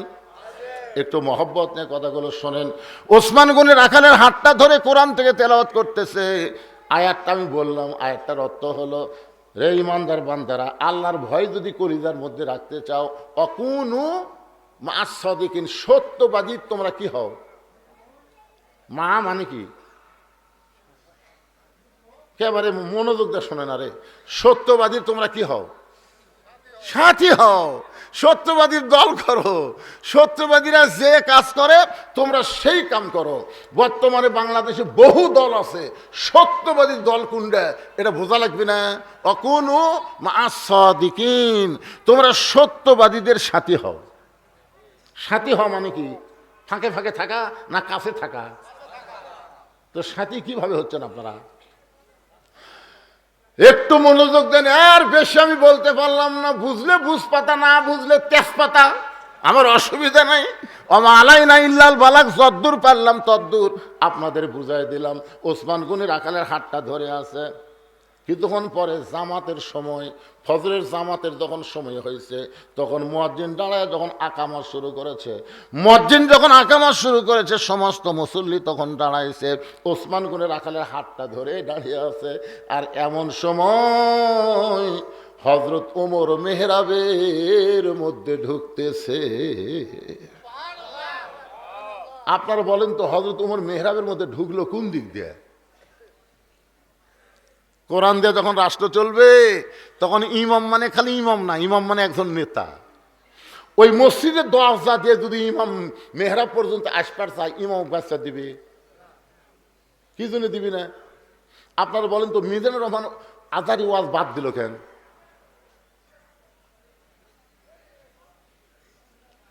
কি জন্য বাদ দিছে জানেন? খালি ঘুতে, খালি ঘুতে। লোকের চাপা চাবিতে একদিন ওই মোরবারি লিছিল, বুঝছেন? এমন ভাবে চাপা, বুঝছেন? খালি চেহারা দেখবি, এই দেখবার তেমনই যে মরবি না বাঁচবি, ওদিকে খেয়াল নাই। একটা চাপা না, হাতের সাথে হাত ঠেকাবি, এই হাত ঠেকাবার যে বাচ্চা, ওই হাত ব্যথা ধরছে, হাত ফুলে উঠছে, ওর এই বগল ব্যথা। ওই তওবা করতো, ওরে বাইরে যদি তোমরা আমার কথা শুনবার যাও তাহলে অডিটোরিয়ার মধ্যে হবি, বলে ফাঁকা ময়দানও চলবি না। তাহলে মিজানুর হাত ধরার জন্য যদি মানুষ এইরকম পাগল হয়, রাসূল বলেছে আমার পরে কেউ যদি নবী হতো লাউ কানা উমর, তাহলে সেই উমর যদি দরজা দিয়ে মেহরাবত আসবার চায়, আর প্রত্যেক সাহাবী যদি একবার খেলে হাত ঠেকাবার চায়, তাহলে অবস্থাটা কি হবে চিন্তা করেন তো। এটা বোঝার দরকার আছে না নাই? এই জন্য মেহরাবের, যেখানে মেহরাবের কাছে ছোট্ট একটা দরজা, ওই দরজা দিয়ে হযরত ওমর মেহরাবের মধ্যে ঢুকে গেছে। সুবহানাল্লাহ কোন? ওসমান গনি রাখালের হাতটা ধরে আছে। কোন হাত? ডান হাত।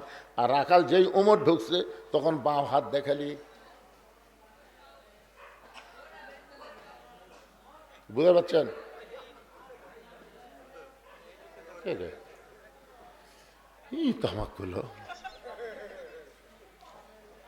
তহমাক করলো যদি উমরক দেখবার চাও তাহলে সামনে কাতারত যাও। তা আমি উমরক দেখবার আসা কি তো মেহরাবের মধ্যে দেখতেছি। ওসমান গনি তো ধরে আছে, বুঝলেন, দেখার জন্য। কিন্তু এই খালি লোক লড়াচ্ছার চিন্তা করতেছে। মুয়াজ্জিন যখন বলেছেন কদ কামাতিস সালাহ, কদ কামাতিস সালাহ, সঙ্গে সঙ্গে রাখাল আল্লাহু আকবার রাখাল যেই বলেছে আল্লাহু আকবার, ওসমান গনি রাখালের হাতটা ছেড়ে দিস। এতক্ষণ কি ধরে ছিল? হাতটা ছেড়ে দিয়ে বলতে দে ভাইজান, ইমাম সাহেব যদি ভুল করে তাহলে মুসল্লি লোকমা দেয়। এখন পর্যন্ত আকামতি শেষ হয় নাই, তুমি আল্লাহু আকবার লোকমা দিলা কেন? রাখাল বলতেছে এই জন্যই তো তুই কানা, এত বছর হলে সামনে কাতারে নামাজ পড়িস, আমি কি জন্য লোকমা দিলাম মিয়া তুই জানিস না? এই কথা যেই বলেছে এই জন্যই তো তুই কানা, এত বছর হলে সামনে কাতারে নামাজ পড়িস, আমি কি জন্য লোকমা দিলাম মিয়া তুমি জানো না? বলার সাথে সাথে দ্বিতীয় কাতারের একজন মুসল্লি দৌড়ে এসে রাখালের হাতটা হ্যাঁচকা টান দেয়, বলে পাগল, তোকে সামনে কাতারে দেখার সঙ্গে সঙ্গে আমার সন্দেহ হয়ে গেছে, তুই যাকে কানা কানা বলে তিরস্কার করতেছিস এই মহামানবকে তুই চিনিস? যেই মানুষটা এতক্ষণ তোর হাত ধরে দাঁড়িয়েছিল, যাকে তুই কানা কানা বলে তিরস্কার করতেছিস এই মহামানবকে তুই চিনিস? রাখাল বলতেছে আমি বারান্দাত নামাজ পড়ি, আমি ভিতরের কাউকে চিনি না। আমি বারান্দায় নামাজ পড়ি, আমি ভিতরের কাউরে চিনি না। সাহাবী বলতেছে পাগল রে, তুই যারে কানা কানা বলে তিরস্কার করলি ওই মহামানব হলে আল্লাহ